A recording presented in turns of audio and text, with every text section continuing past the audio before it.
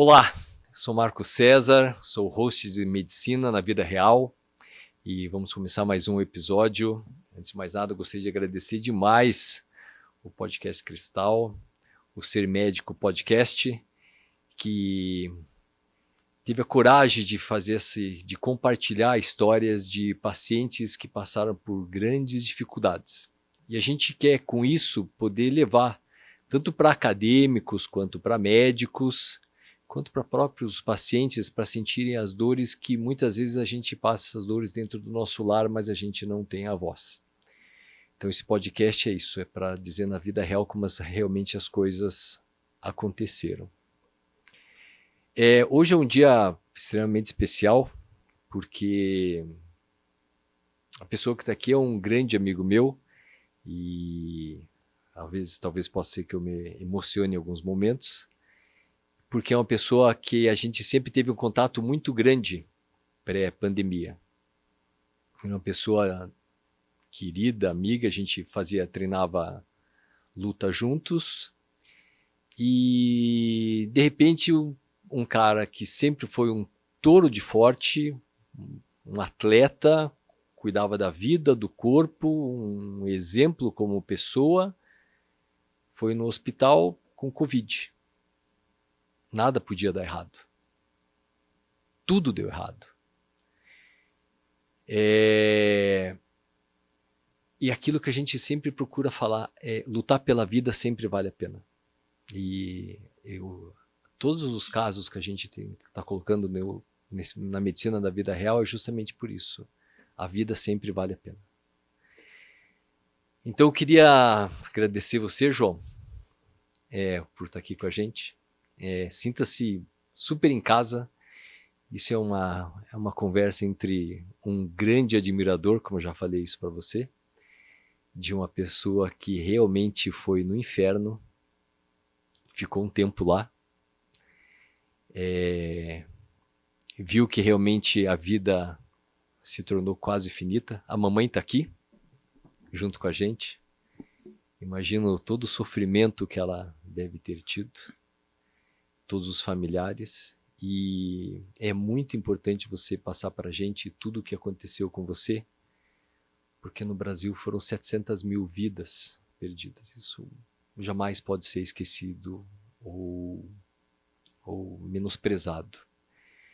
Então, falar sobre a Covid é uma coisa que sempre é dita, sempre é conversado, mas assim, falar sobre um paciente que ficou em UTI de Covid é uma coisa totalmente diferente. Então a gente vai falar tudo.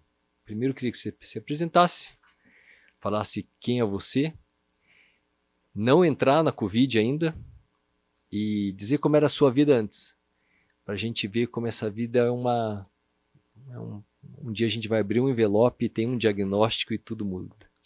João, de coração, muitíssimo obrigado. Eu sei que você é um cara extremamente ocupado, né?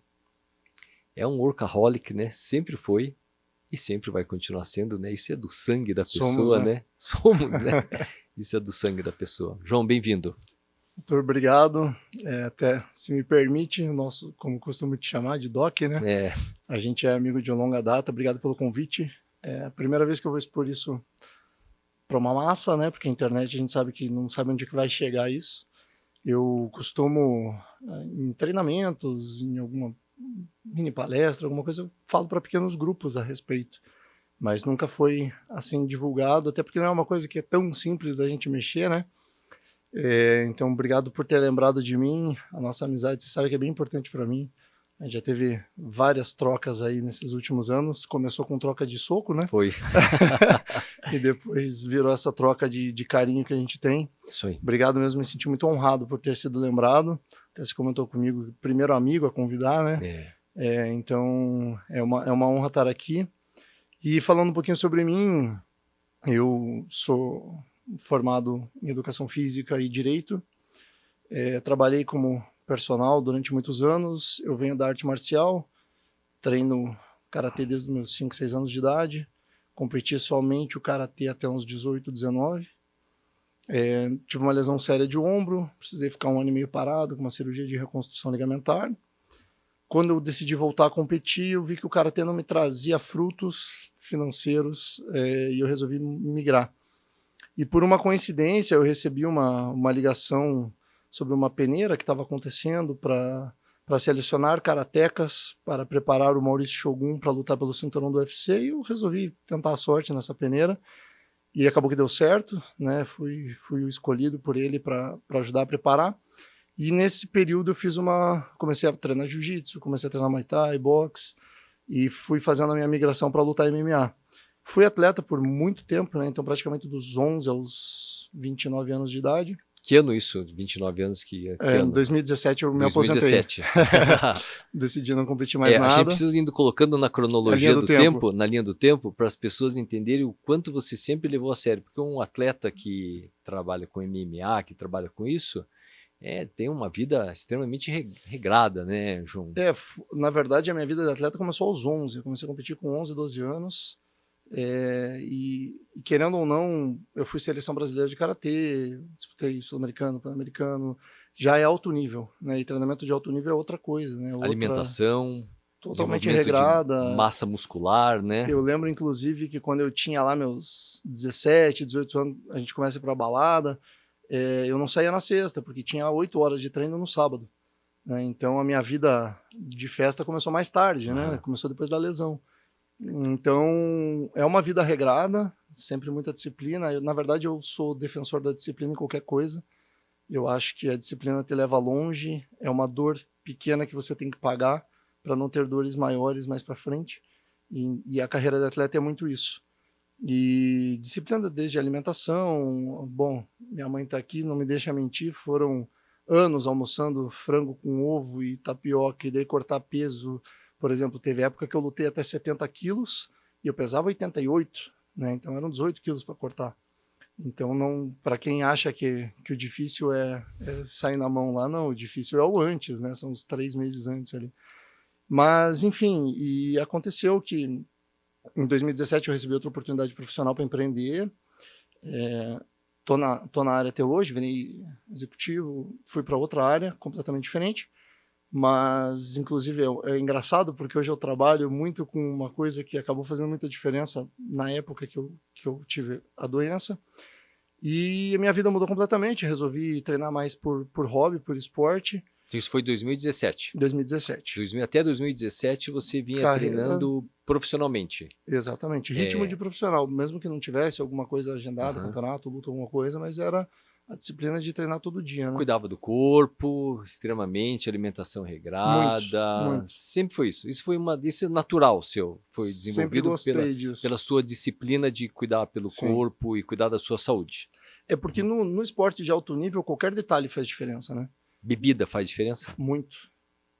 Bebida e esporte não combina, né? Não combina, né? Não combina, não dá certo, independente do esporte. Não combina com performance.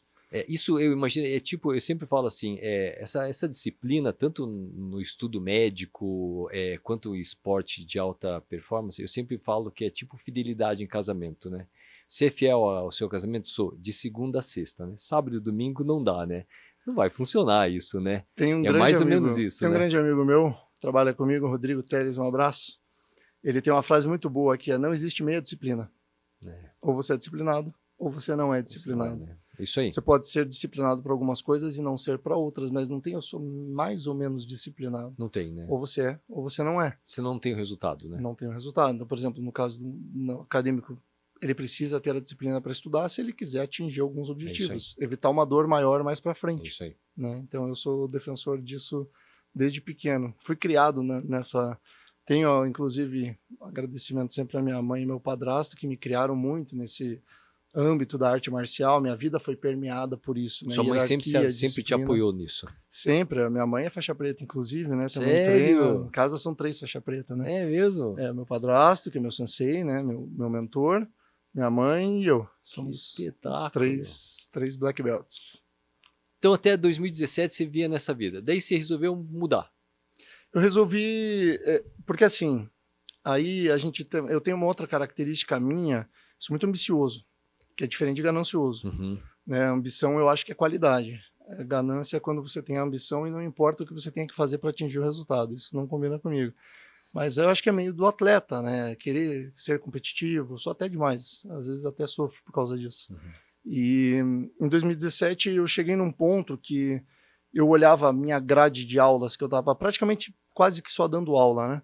Dando aula o dia inteiro, das 7 da manhã às 10 da noite, ganhando X e pensando, pô, eu sei que eu sou capaz de ganhar mais. E apareceu uma oportunidade para isso e eu resolvi apostar em mim, basicamente. E graças a Deus deu muito certo, estou no ramo até hoje, né? Lembro como se fosse hoje a gente conversando isso na academia. Exatamente. Lembro Eu como se fosse perguntando hoje. o que você achava, né? Lembro como se E fosse acabou hoje. que deu certo. Eu acho que tudo que você acredita em você, que só depende de você, a culpa, eu sempre falo assim, porque hoje eu gerencio pessoas, né? Eu treino pessoas, eu acompanho o desempenho delas. Eu sempre falo que o seu sucesso ou o seu fracasso, a culpa é exclusivamente sua, né? Porque se você tem ferramentas, se você tem treinamento, se você tem acompanhamento, se você tem como atingir um objetivo e só depende de você, o fracasso é sua culpa. E o sucesso também, né? E nada é tão bom nem tão ruim que tenha que ser aplaudido ou sofrido para sempre. Então, são algumas coisas que foram permeando e moldando a minha mente e que acabou lá na frente sendo muito útil numa situação que eu nunca imaginei que fosse necessária, né? Então, a gente começou assim, então até 2017 eu toquei uma vida totalmente voltada para o esporte, daí você começou a trabalhar com... Eu trabalho com seguros, né? Trabalha com seguros. Trabalho com seguros. O nome da sua empresa é? Eu sou hoje líder de unidade na MetLife. Líder de unidade da MetLife. Isso. Então você trabalha com a MetLife, Isso. um trabalho exaustivo, que começou assim, em 2018. Em 2017 eu trabalhava na concorrente e a MetLife me fez uma proposta para ser líder de uma equipe para ir para a concorrência e eu acabei aceitando e hoje eu coordeno pessoas e treino a fazerem o que eu fazia em 2017, 18, 19 e 20. Você se estressou muito nessa mudança? Basicamente bastante. Bastante. É porque, como você mesmo falou, eu sou muito obstinado, assim, eu sou competitivo ao extremo, então não tem fazer mais ou menos, né? Se eu larguei a minha vida, eu joguei tudo para trás, talvez seja uma ponte, joguei uma granada para trás. Tem que dar certo. Tem que dar certo. Eu falo que é o carro sem retrovisor, né? Não tem você só vai para frente. Então eu virei essa chave na minha cabeça, tinha que dar certo e deu certo, né? E hoje eu procuro, como eu capto pessoas e treino essas pessoas, eu tento dar essa mesma oportunidade para que as pessoas também possam mudar, se tiverem esse espírito parecido, né? Pelo menos a mentalidade parecida. João, isso foi 2017, então 2018 você começou, 2019 você estava trabalhando, 2020... 2020 estourou a pandemia, né? Pandemia. Aí... Covid-19. Exato. E daí? No seu trabalho, você continuou mais ou menos a mesma situação? Então, em fevereiro para março de 2020, começaram os contatos para talvez fazer essa migração de empresa, né?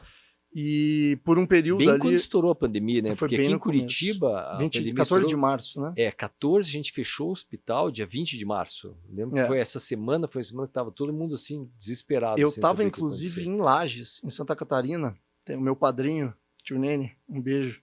Sou muito grato a ele, é muita coisa. O meu padrinho, quando eu estava nessa fase de transição entre empresas, ele eu tenho uma corretora de seguros gerais que é minha empresa, né? E por alguns meses, enquanto eu estava nesse processo de transição, eu precisava de uma especialização nessa área, porque antes eu trabalhava só com vida, quando era eu que fazia a comercialização, e enquanto estava essa transição, eu precisava de alguma maneira fazer a minha empresa andar. E meu padrinho tem uma corretora há 30 anos e falou, vem para cá para Lages, vem aprender comigo. Deixa eu te explicar como é que toca a banda. Exatamente, eu fui para lá e eu lembro que no dia 13, 14 de março eu estava lá quando fecharam as estradas. E eu tive que sair correndo para a rodoviária de Lages, que graças a Deus é 3 quadras da casa dele, para comprar a última passagem, as últimas passagens do último ônibus que voltaria para Curitiba, senão eu tinha ficado lá e não sei por quanto tempo, né? Então eu acabei conseguindo retornar para Curitiba, mas daí já estava tudo fechando ali 14, 15 de março, e daí foram alguns meses em casa, totalmente, né? E daí, João? Me conta uma coisa. Você tocando, tipo, você é um cara forte, atleta, vida normal, né? Com a pandemia, acontecendo tudo isso que vem acontecendo, mas você pensando no seu business, tocando o seu negócio, vida você se preocupando com o seu business, normal, como todos nós. preocupado com a nossa sobrevivência, foi o que a gente passou, né? Porque isso virou uma questão difícil da gente... Hoje falando, a gente consegue ver algumas coisas, mas na época você conseguia entender o quanto vale a pena eu trabalhar, o quanto vale a pena eu cuidar da minha família, o quanto vale a pena eu me expor à minha saúde, a isso, né? Ficou uma coisa meio difícil de entender, não ficou? O que passava na sua cabeça? Eu, para ser honesto contigo, nos primeiros meses eu tinha facilidade de, como eu tocava a minha empresa, é tudo online, eu poderia ficar em casa e trabalhar. Uhum. E até porque os primeiros meses eram muito incertos, né? A gente não sabia quanto tempo ia durar, qual era a gravidade, só escalonava a coisa. A gente via lá na Itália os containers de corpos e não sabia como é que ia ser. Então, no começo eu fiquei mais resguardado mesmo, mas chegou uma hora que eu precisava prospectar, eu precisava trabalhar, precisava treinar, porque eu fico mentalmente afetado quando eu não estou treinando. Eu preciso treinar todo dia. Só não treino geralmente no domingo e alguns sábados. Então você faz atividade física todo dia? Todo dia. Se eu não fizer, você acha isso importante? Se eu não fizer, eu surto. Mas você surta mentalmente e o seu corpo surta também, muito. Né? Ele é uma dependência química mesmo, né? Exatamente. Por exemplo, fazer atividade física vira uma dependência química. Eu estou com uma consultora nova em campo, então eu estou no ritmo da agenda dela. Uhum. Até por isso eu falei que vinha em cima da hora, né? Porque estava em reunião. E nessas últimas 2 semanas eu não tenho conseguido treinar. Eu acho que eu treinei umas 2 vezes nas últimas 2 semanas. E essa noite eu tive uma baita de uma insônia. Fui dormir, era 4 e pouco da manhã. Porque não gasta energia, fica acumulado, acaba com todo o meu ciclo de saúde ali que eu tô acostumado, né? Então a gente entrou na pandemia. No começo a gente ficou mais online, pelo que eu entendi. Daí você começou a sair, acho que depois ali de junho, julho, agosto, setembro, a coisa começou a ficar um pouco mais flexível, né? Isso, por ali. Você pegou Covid nessa época? Não. Nunca pegou Covid? Não. Você não tinha pego Covid? Não. Uhum. E lá por julho, agosto, eu comecei a fazer alguns treinos com alguns amigos meus. Uhum. Tudo treino meio de luta, musculação, que a gente tinha. Um deles era professor da academia, tinha a chave da academia, ia só nós dois. Então, mas conseguia me manter ativo. Tá. Isso lá por agosto. E eu não tinha pego o Covid. Não tinha pego. Você fez vacina? Eu não tinha ainda em 2020, não tinha, porque não tinha vacina, né? E depois? Vamos chegar lá. E daí? Aí o que acontece? No final de 2020, em dezembro, deu certo o contrato para eu ir para a MetLife. E eu comecei a formar minha equipe. E aí eu comecei a precisar estar presente na agência, treinando as pessoas, visitando os clientes junto. Eu estava vivendo já normal em 2021. E eu lembro que em várias reuniões com o cliente, a gente sempre falava sobre... Porque como a gente trabalha com seguro de vida, a gente falava muito sobre a pandemia, né? E eu sempre comentava, falava, caraca, eu não sei como é que eu não peguei ainda. Porque na agência a gente acabava estando em contato com pessoas, daí uma semana aparecia um positivado, na outra semana outro positivado. E estava cada vez mais, assim. E, enfim, isso foi acontecendo até o momento que não teve jeito, né? E até foi uma coincidência muito triste, digamos, porque umas 3 a 4 semanas antes... Quando isso? Junho de 21. Junho de 21? Julho de 21. Julho de 21. O que aconteceu? Então, até na linha do tempo ali, no final de maio de 21, um cliente meu faleceu de Covid. E a gente fez o pagamento do benefício dele, né, para a esposa. Foi seu primeiro... Foi o primeiro falecimento. Cliente falecido por Covid. Infelizmente foi. E a gente fez o pagamento do benefício e aquilo me abalou muito porque era um cliente que a esposa não estava trabalhando, tinha uma filha de 1 ano e meio, então foi muito especial para eles a diferença que eu pude fazer. E ele faleceu do Covid e 3 semanas depois, o que acontece? Eu fui jantar com amigos da hoje minha noiva, né? Na época era minha namorada há 1 semana. Você estava namorando há 1 semana? A gente se conheceu, levou alguns meses ali pra gente oficializar a coisa, né? E eu resolvi pedir ela em namoro dia 18 de junho. Teve pedido em namoro? Teve. Foi formalizado, né, Doc? Não, não, tudo bem. Ela merece. Muito mais do que você imagina, mas continue. Daí? E aí eu pedi ela em namoro dia 18 de junho de 21. E lá pelo dia 6 ou 7 de julho, 2 semanas depois, a gente foi jantar na casa dos melhores amigos dela, que é um casal, né? O Thiago e a Rafa. E, infelizmente, o Thiago estava positivo e não sabia. E ele fez os hambúrgueres e tal. E acabou que 2 dias depois ele foi positivado, e daí naquela tarde eu comecei a tossir, e daí começou aquela... Tudo era neura, né? Qualquer pessoa que você teve contato que ficava positivo, ficava todo mundo bem neurótico. Ainda mais foi o começo da variante Delta, né? Isso. E era uma variante que estava vindo com gravidade. E acabou que eu comecei a tossir, daí febre, daí deu positivado isso no dia... lá pelo dia 8 de julho de 21. Foi quando... Na primeira semana de julho foi quando eu positivei. Você falou que é Thiago o nome dele, né? E ele, como é que ele evoluiu? Na verdade, todos que a gente estava em 6 ou 7 pessoas, todo mundo positivou, menos a Ana Paula, que é minha noiva, porque ela, por ser médica, vocês tomaram a vacina antes. Tinha tomado a vacina antes. Exato. E a minha vacina estava programada para 1 ou 2 semanas depois de quando eu peguei. Tá. Então eu estava para vacinar, mas não deu tempo. Você vê que você teve contato com um monte de gente, provavelmente um monte de gente com o vírus do Covid, né?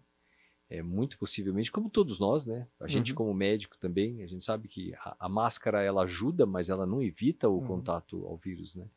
Muitos pacientes eles tiveram o Covid, mas não tiveram sintomas, que é a grande maioria dos pacientes, né? Alguns tiveram sintomas mais leves, né? E algumas pessoas tiveram Covid.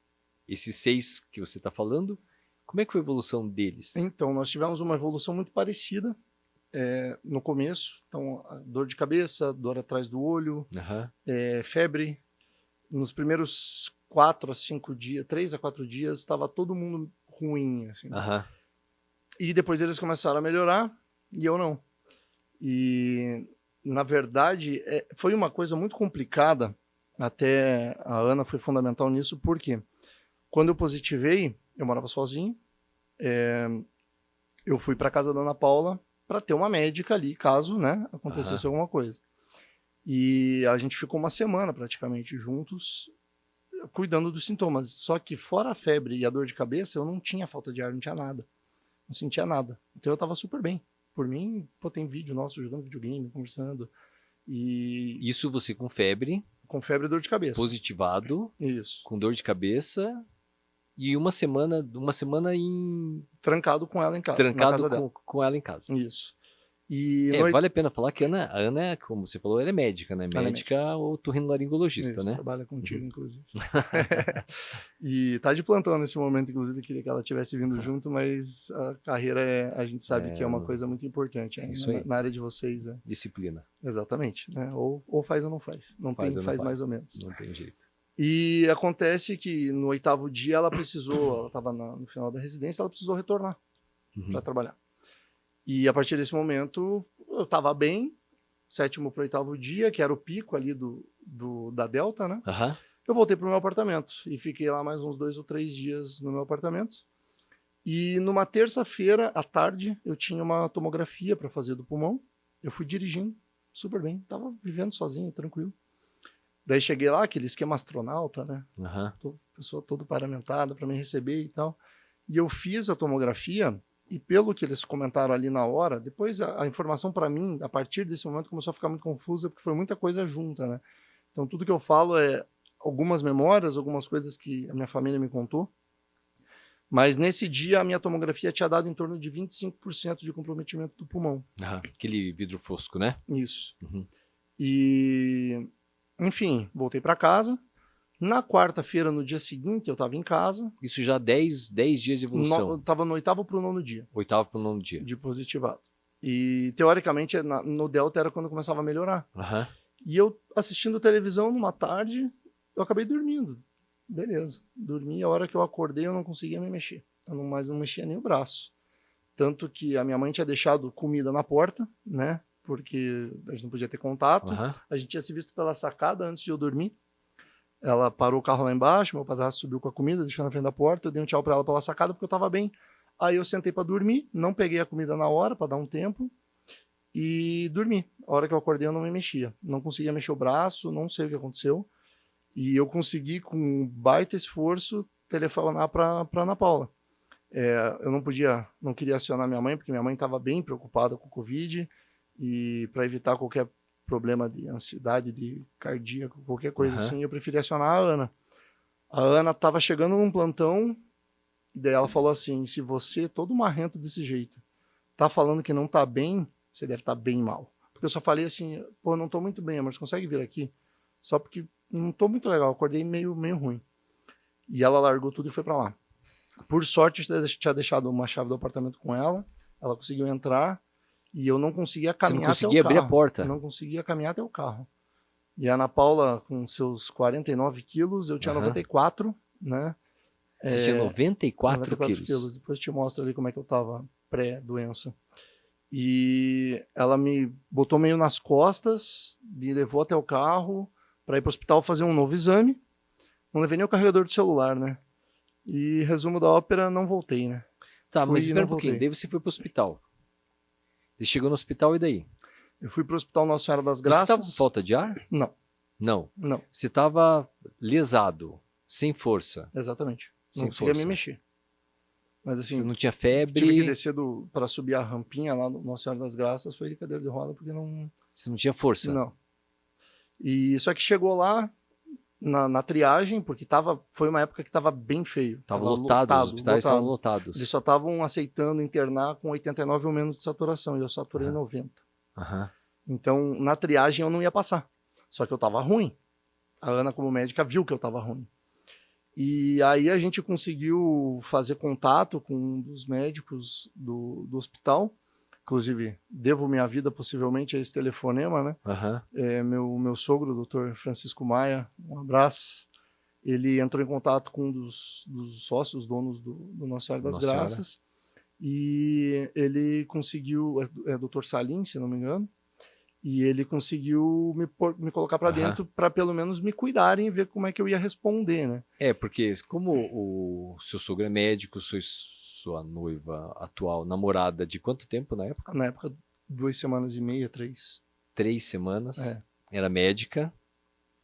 Falei assim, cara, não sei, tá muito estranho isso daqui. A evolução dele foi muito rápido, muito ruim, alguma coisa tá acontecendo. Exato. E daí o Salim, que era o diretor clínico do hospital.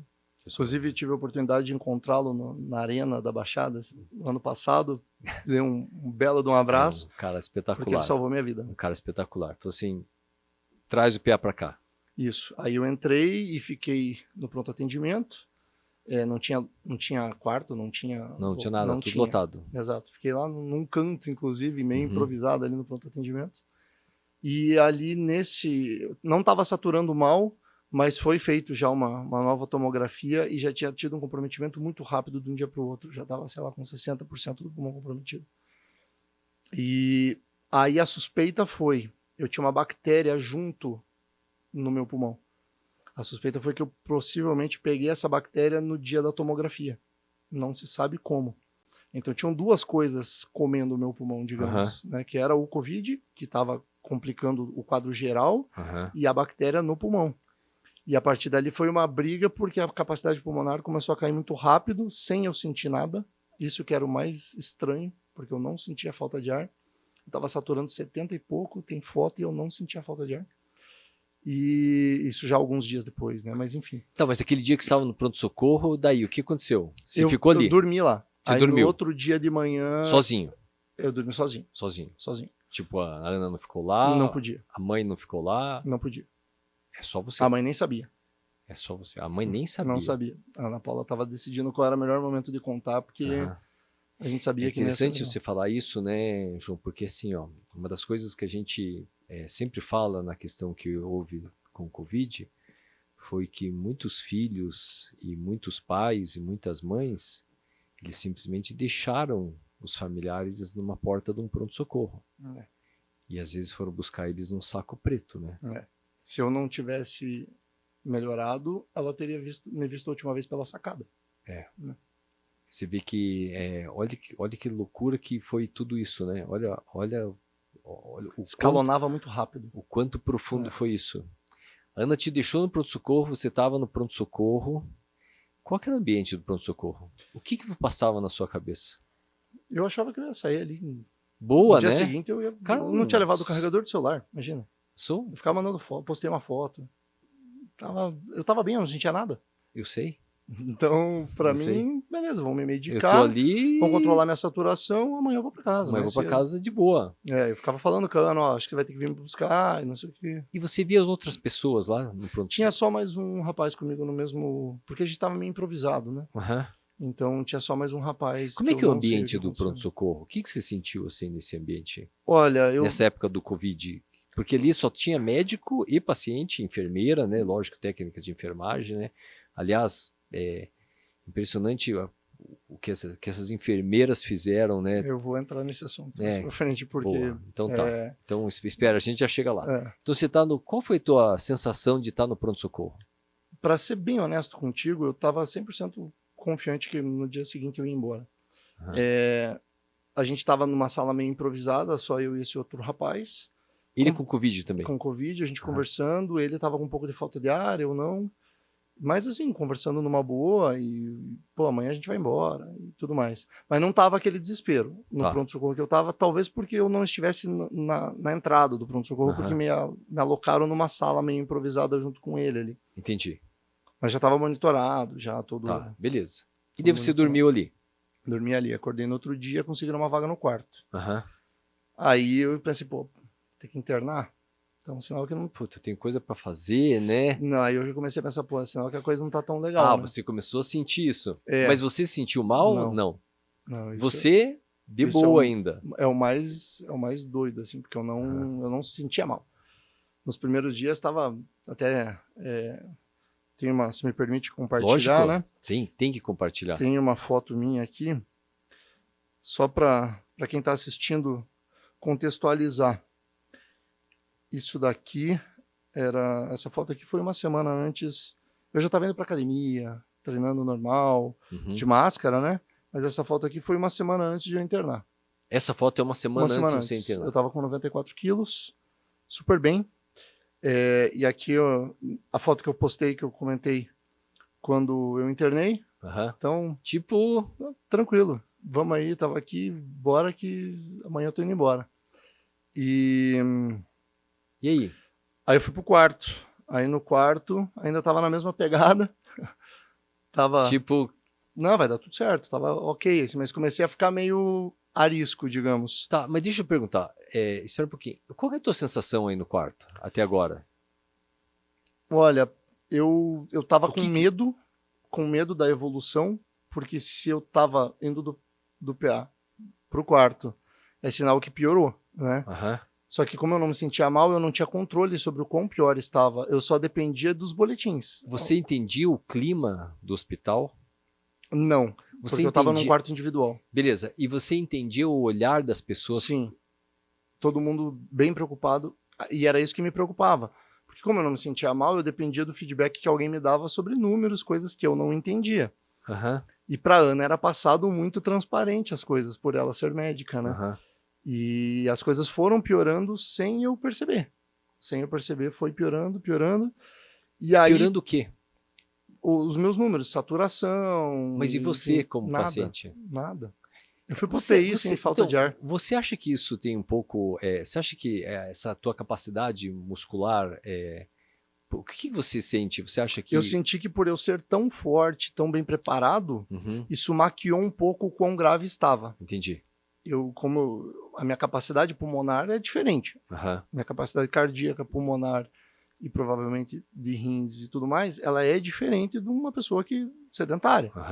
Então eu acho que isso acabou maquiando, me fazia me sentir bem sem estar bem, né? E daí quando eu fiquei mal, daí ficou muito rápido. Tá. Aqui é um dia que é o segundo dia no quarto. Primeiro pro segundo dia no quarto. Você... Eu tava bem, super bem, só com febre. Mas daí você vinha já com febre. Porque continuava com febre. Tanto tinha o Covid em si e possivelmente a bactéria no pulmão. Ainda não tinham conseguido acertar o antibiótico para a bactéria. Foram cinco dias, eu acho, para encontrar o antibiótico correto. Beleza. Você ali com acesso venoso, isso, né? Acho que devia e daí as coisas começaram a dar uma agravada, e aqui até tem um vídeo meu brincando, né? Eu falo assim que eu não sei se vai estar com volume, mas enfim. Galera, quando a água bate na bunda...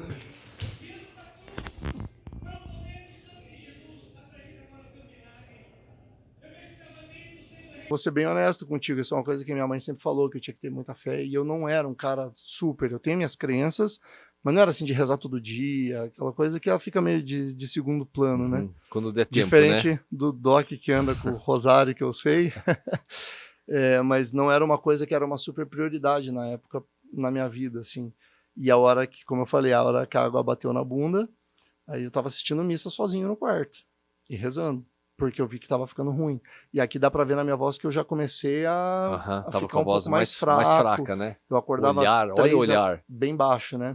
Eu ficava acordava 3 a 4 vezes por noite para trocar de roupa, de tanta febre. Então, e uma coisa que eu senti a partir daí, aí a gente já tá falando de terceiro, quarto dia de hospital. De hospital, de quarto ainda, a dignidade, ela vai... Conforme você vai piorando, você vai dependendo mais dos outros, você vai tendo menos liberdades para fazer algumas coisas básicas, e daí você começa a ficar meio afetado. Inclusive, teve um dia antes de eu ir para a UTI, acho que era o 5º dia de hospital, eu já não era mais recomendado levantar da cama, porque minha saturação estava muito baixa. Então, eu estava todo preso ali, né, no não podia soro. mais fazer xixi, cocô sozinho. Teoricamente, não. Mas daí, uma hora que saiu todo mundo do quarto, eu levantei, peguei o negócio do... Porque várias vezes eu levantava e ficava tonto. Mas as enfermeiras me acudiam e tal, porque eles queriam saber o quanto eu conseguia estar independente ainda. E de uma hora falaram para mim, não dá mais. Agora é para pagar, enfim. E uma hora que eu fiquei sozinho no quarto, eu falei, não vamos... Porque eu tinha feito xixi no papagaio, mas o número 2 não tinha vindo ainda. Um quarto, 5º dia já. E eu tava precisando muito. E uma hora que saiu todo mundo, eu falei, agora eu vou fazer cocô, peguei o negócio e fui pro banheiro sozinho, me tranquei no banheiro. Sendo que teoricamente eu não podia ir, porque eu estava muito fraco. Tranquei a porta, a Ana Paula batia na porta para eu sair de lá, falava, enquanto eu não terminar, eu não saio. Eu vou fazer sozinho, eu não vou... Você viu quanto é importante fazer xixi e cocô? É muita questão da dignidade mesmo. Eu não queria ninguém me limpando ali, sendo que para mim eu estava bem. Né? Eu estava me sentindo bem. É engraçado isso, né? Porque você vê o que vale dinheiro e patrimônio nessas horas, Nada, né? Zero. Você é igual a qualquer pessoa. Você só quer um banheiro, né? Eu só quero fazer cocô sozinho e me limpar sozinho, né? Sem ninguém me incomodar, né? Sem ninguém ficar olhando para mim. E lógico que eu fiquei preocupado, porque quando eu levantei eu fiquei tonto, aí eu me tranquei no banheiro, eu não podia desmaiar, porque a porta estava trancada. No banheiro. E daí eu vi começar a voltar, né? Pelo acesso, começou a voltar sangue, mas eu falei, enquanto eu não terminar, eu não saio daqui. Sozinho. E daí, lógico, que tomei aquele esporro quando saí, tanto da Ana Paula quanto mas fez médicos. Cocô. Fiquei mais tranquilo. Tanto que depois, o próximo foi só depois que eu acordei, depois de muito tempo. E daí? Continua. E aí... Saiu do banheiro. Aí voltei pra cama, levei aquela bronca toda. E quando teve uma noite, se eu não me engano, na quinta ou sexta noite, entrou hoje eu sei que era uma residente, e isso é uma coisa até que a gente conversa muito, eu e a Ana, e eu não sei por que ela me deu a informação que no outro dia eu ia embora. Eu ia pra casa.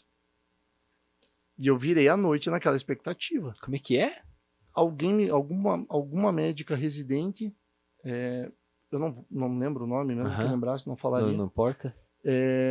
Ela me falou, olha, João, você teve uma evolução e a princípio amanhã possivelmente você vai para casa. Pô, fiquei cheio de esperança, né? Virei aquela noite faceiro, mandei mensagem para todos os meus amigos. Por quê? Porque eu postei o negócio e sumi, né? Então tava todo mundo preocupado, mas no WhatsApp eu ainda tava atento. E nessa hora eu mandei, pessoal, acho que eu vou embora amanhã. Acho que as coisas estão melhorando. E no outro dia, às 6 horas da manhã, entram 3, 4 médicos, enfermeiro correndo e tal, para me entubar, que dizia que era às pressas. Para levar para UTI. Para levar para UTI, na verdade. Para levar para UTI. Exato. Mas você estava sentindo como? Eu como? não estava entendendo nada, né? Porque eu achei que eu ia embora para casa. E de repente estavam falando que não, você vai para UTI.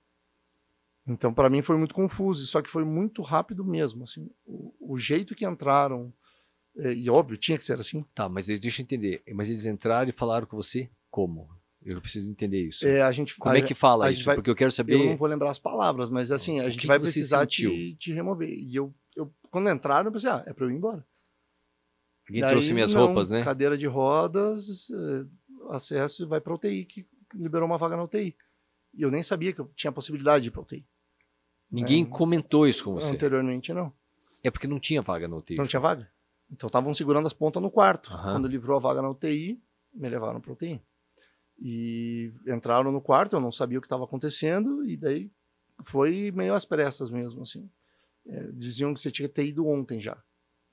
E para mim eu ia para casa. Então essa foi uma coisa que foi a única informação assim que, pô, deu uma falsa esperança para mim e para todo mundo que me cerca. Porque teoricamente no outro dia todo mundo ia acordar, o João foi para casa. No outro dia todo mundo acordou, o João tá na UTI. Né? Então, se lembra quando você entrou na UTI? A partir daí as minhas memórias começam a ficar um pouco mais falhas. Acho que tá até pela quantidade de medicação e tudo mais, né? Lógico, né? Por todo um trauma, né? Exato, mas eu lembro... Por isso que eu vou chorar, né? Fique tranquilo, eu também choro junto. No primeiro dia, cara, queria me entubar, só que eu tenho que assinar, né? E eu tinha lido muito quando eu tava no quarto, que 80% em torno das pessoas da minha idade, na minha condição, não voltavam, né? Como é que é? Eu tinha lido alguns artigos, estudos, quando eu estava no quarto. Você estava na UTI? Não, enquanto eu estava no quarto, eu li muito no celular. Na UTI, tiraram meu celular, né? Que em torno de 80% dos pacientes no meu quadro, na minha condição, com aquela física, não voltavam 80% da intubação. Da intubação. E quando eu cheguei lá, uma das primeiras coisas que falaram na UTI foi: tem que entubar. E eu falei: nem a pau. Não vou entubar. E no primeiro dia eu não permiti, eu não autorizei, eu não assinei. Cara, deixa eu entender uma coisa. Você consegue lembrar o que é uma UTI?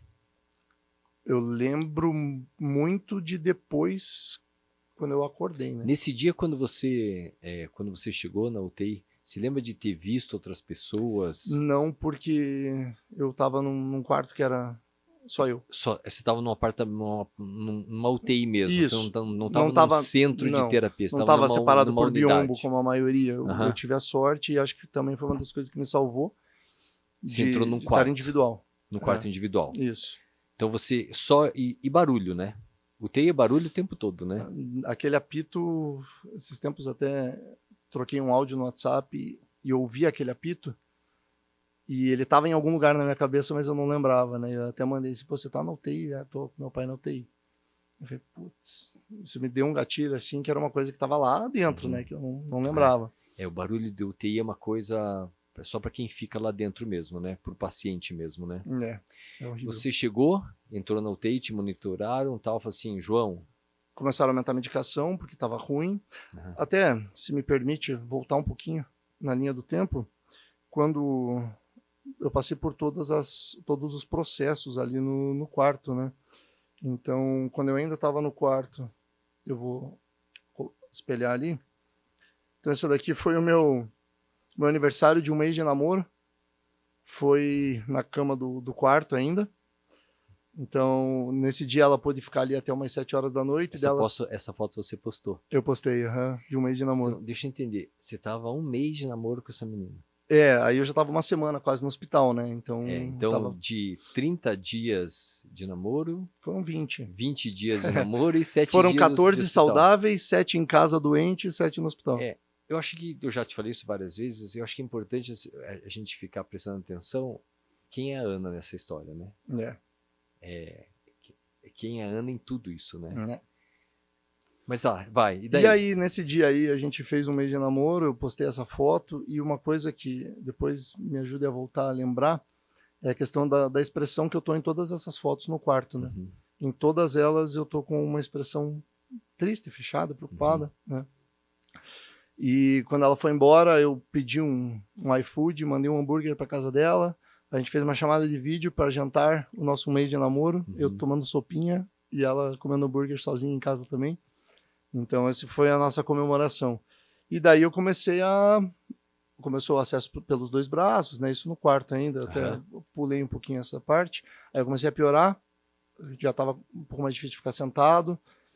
Aí eu fui mudando os equipamentos, né? Porque só oxigênio não estava dando conta mais. Já o oxigênio mais contínuo, né? Numa pressão mais positiva. Aí esfriou muito nesse dia. Fui pro, eles chamavam de helmet, né? Isso, foi pro capacete, né? Isso, e daí, se eu não me engano, tem um período de ficar 2 horas, eu acho, com isso aí eu ficava 4, 5, não, mas pode tirar, não vou ficar mais porque eu vou melhorar. Aquela mentalidade obstinada, né? Ficava muito mais tempo do que precisava, mas não estava dando resultado, né? Teoricamente, a sua vida, você achava que ainda estava sob o seu domínio, né? Eu tinha... Eu resolvo isso, né? Não, eu sou briguento, né? Eu sou briguento, eu resolvo. Eu vou lutar e vou... E vou vencer isso, né? Exatamente. E só que daí a coisa começou a sair do meu controle, né? Daí que foi um dia que eu tava na UTI já, e o pessoal do meu trabalho mandou um vídeo e acabei me emocionando, mandei uma foto para eles. E essa daqui foi a última foto que eu tirei antes, como é que chama? VNI? Ventilação não invasiva, né? Foi a última foto antes de precisar entubar, né? Você lembra quando chegaram? Desculpa. Nesse dia foi o dia que sugeri, foi o primeiro dia de UTI. Dá para ver a diferença da paramentação da Ana, né? Graças a Deus tinha a Ana Paula como médica, né? Porque a Ana pôde estar lá, porque o TI Covid só médico, né? A minha família não teve acesso. Imagine quantos não tiveram acesso. Eu, graças a Deus, eu tinha alguém próximo, né? Para estar dividindo isso comigo. E até... desculpa te interromper, claro. Mas eu coloco isso numa missão, né? Porque veja só a sorte que você deu em todos esses passos até agora. Deu tudo errado, dando tudo certo. Você consegue perceber isso? E assim, 23 anos atrás, 23, né? 23 anos atrás, minha avó, na verdade, mãe do meu padrasto, ela foi fazer uma consulta com um cardiologista. E acabou que ela passou meio mal, estava infartando, ele recomendou safenas, foi lá, salvou a vida dela. Foram 6 safenas, ele até brincou, né? Ó, te dei uns 10 anos a mais aí, ela tinha 72, 73, eu acho.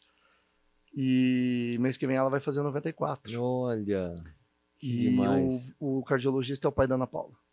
Não. Juro por Deus. Não é possível. Ela tinha 4 anos. Então eu brinco que o pai dela salvou a vida da minha avó e ela salvou a minha. Então não é por acaso, né? Não é possível. E, enfim, voltando a... Porque eu não quero chorar, tá? Então eu vou acabar voltando até eu me recompor. Eu sou bem emotivo. A Ana brinca, a casca do ogrão é só por fora. Fique tranquilo. Nesse dia... Sugeriram a intubação, né? Sugeriram não. Você? Demandaram, né? E eu não assinei. Tinha um termo de responsabilidade lá, porque como eu estava consciente, né? E eu não assinei. Eu virei uma noite. De saturação, você lembra? 70 e pouco. E eu não assinei. Falei, não, eu vou melhorar agora com esses equipamentos da UTI, eu vou melhorar. E daí, no outro dia... E barulho, né? Horrível. Não virei, né? Não dormi. Isso é importante as pessoas entenderem que na UTI a dificuldade de dormir é uma coisa impressionante, né? Horrível. Isso, imagine que você estava em quarto.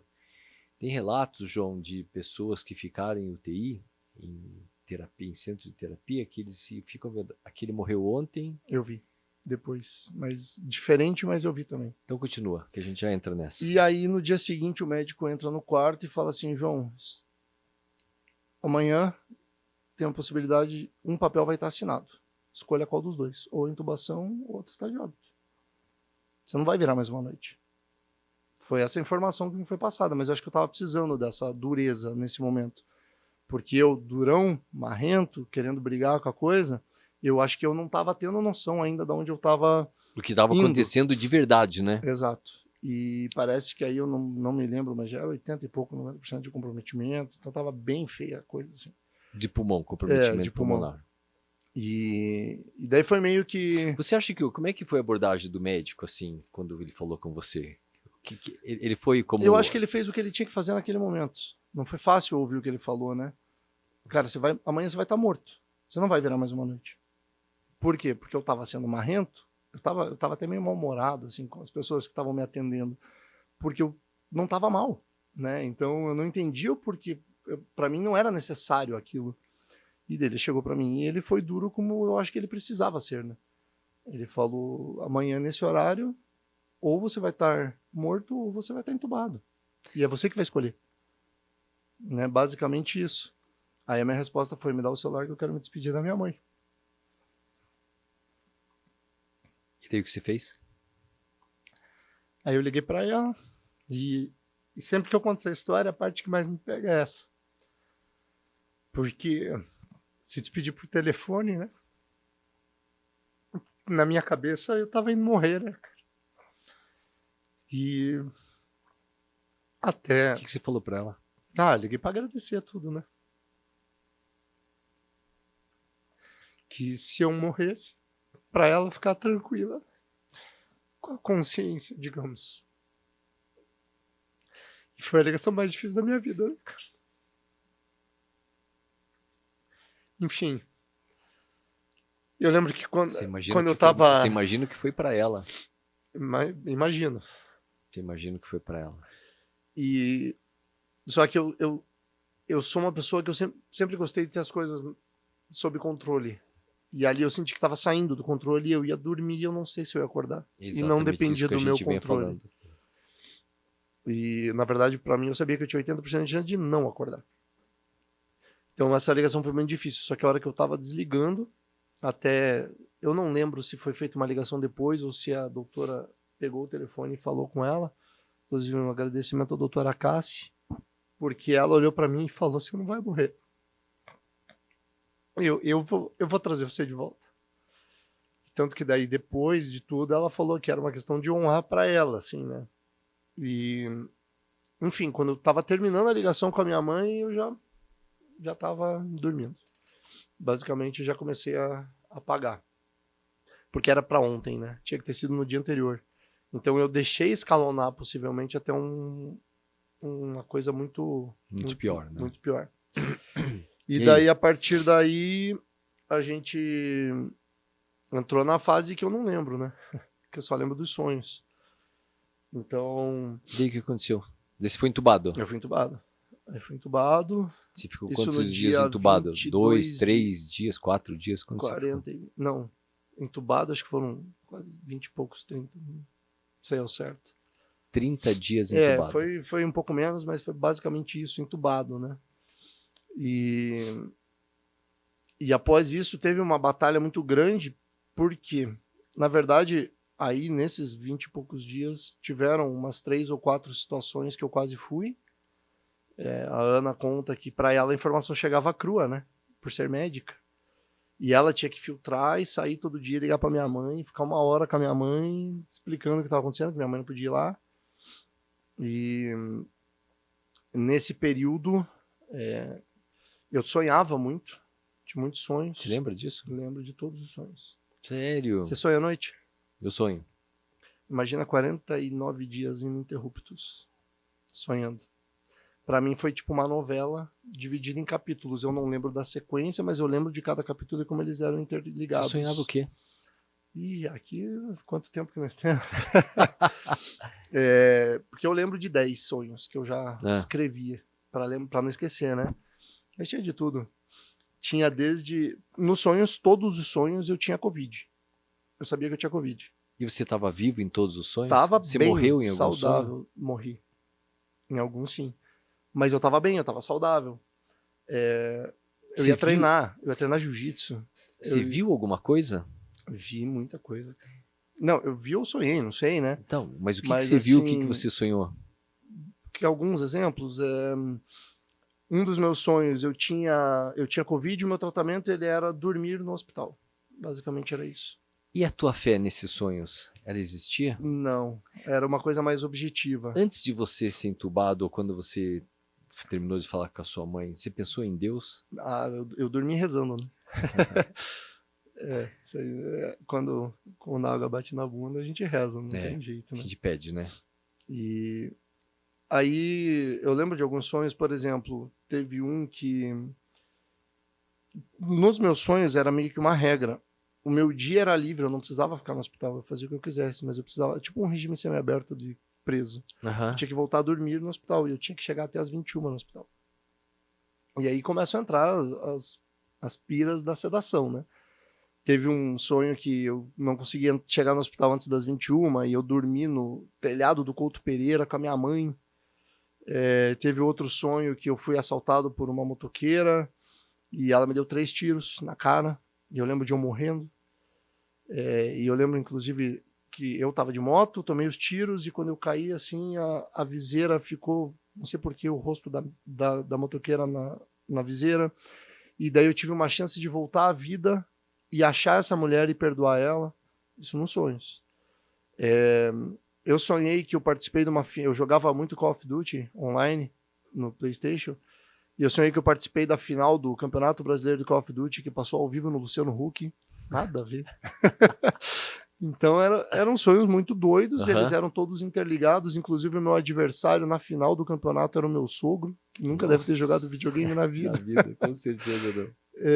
Então, assim, eram sonhos muito loucos. Que teve um outro sonho que eu tava de cadeira de rodas na Rua 15 e alguém me deu um negócio para cheirar e a minha cadeira começou a voar e eu não tinha mais controle para onde que ela ia.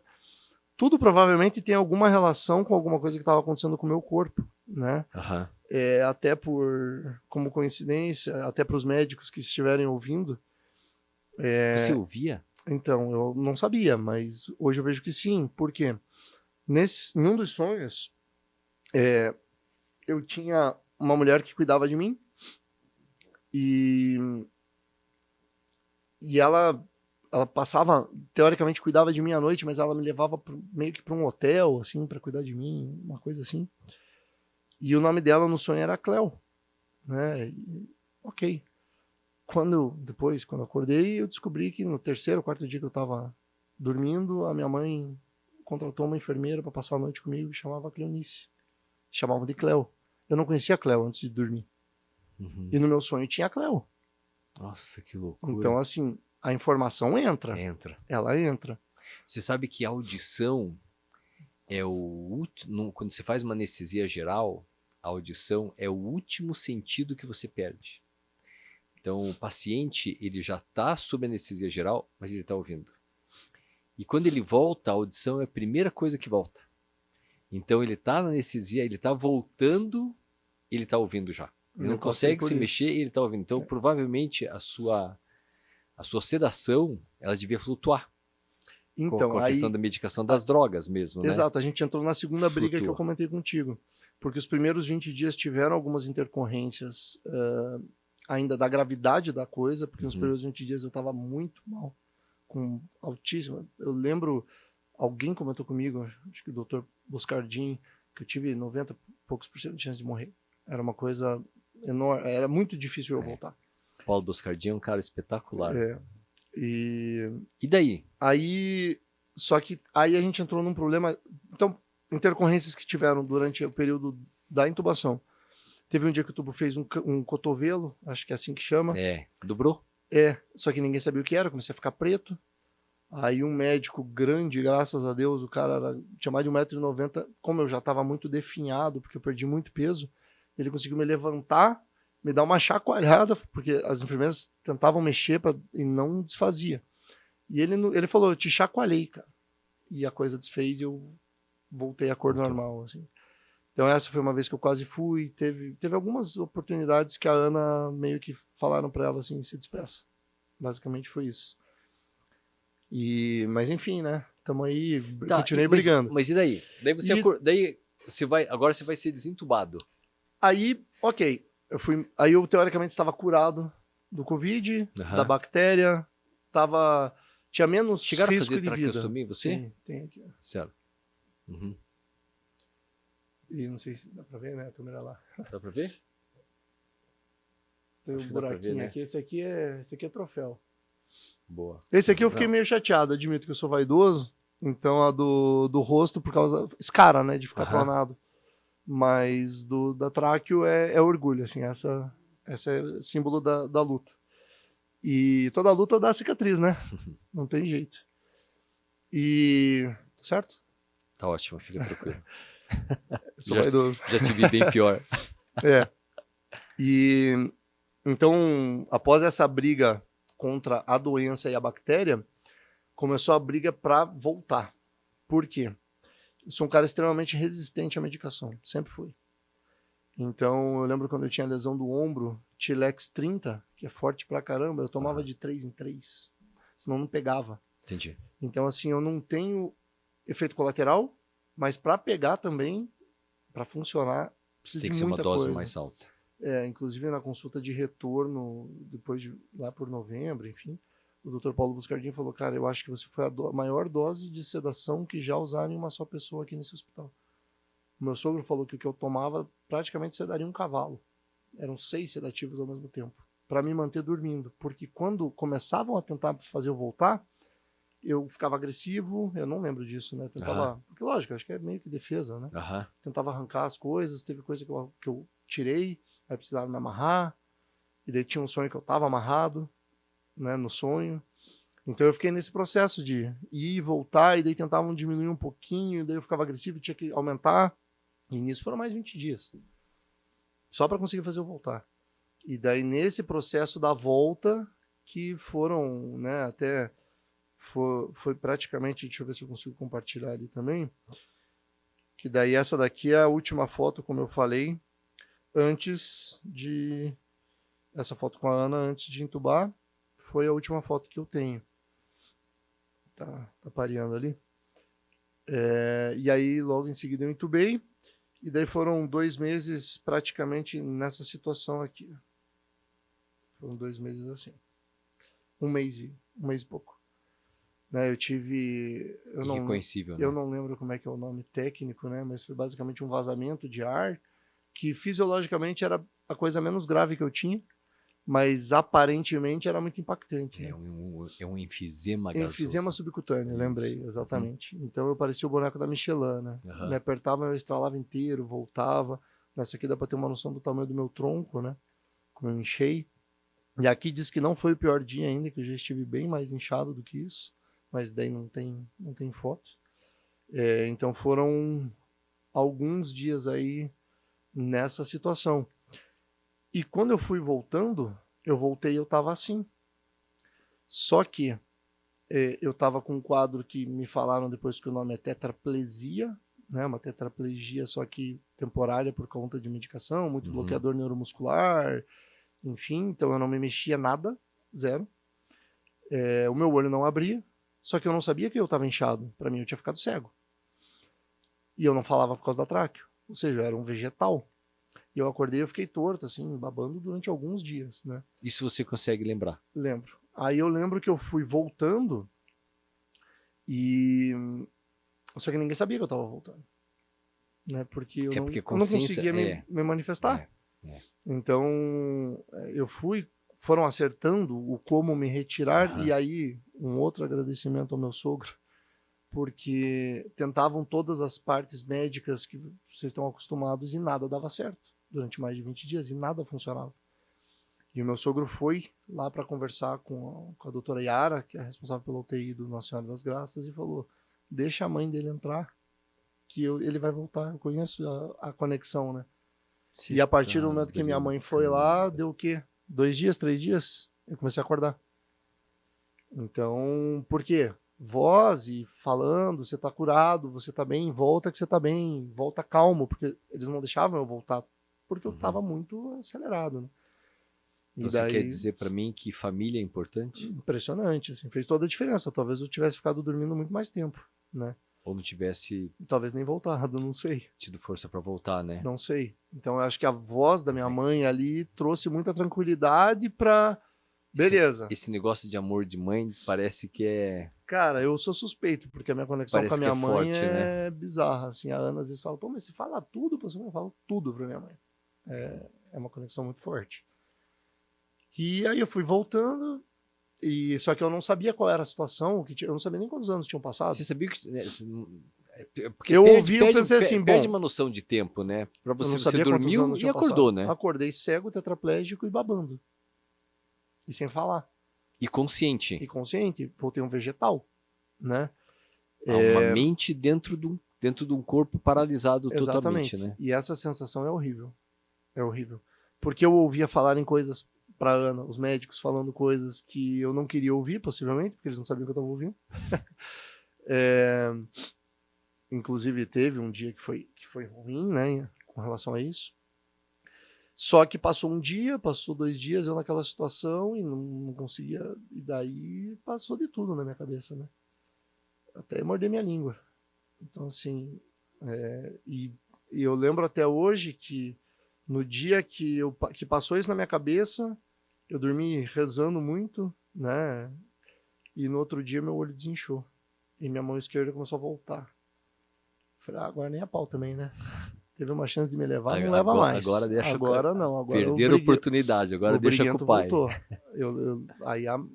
Você já tinha falado com a sua mãe? Não. Aí o meu olho desinchou e eles começaram a ver, né? Eu comecei a enxergar e abriam o meu olho para mostrar que eu não estava cego, né?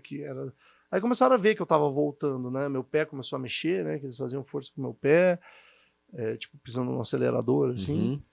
Mas era só isso que eu tinha de movimento também, né? E daí as coisas foram começando a voltar, muito devagar, mas foram começando a voltar, né? Só que eu não conseguia me comunicar.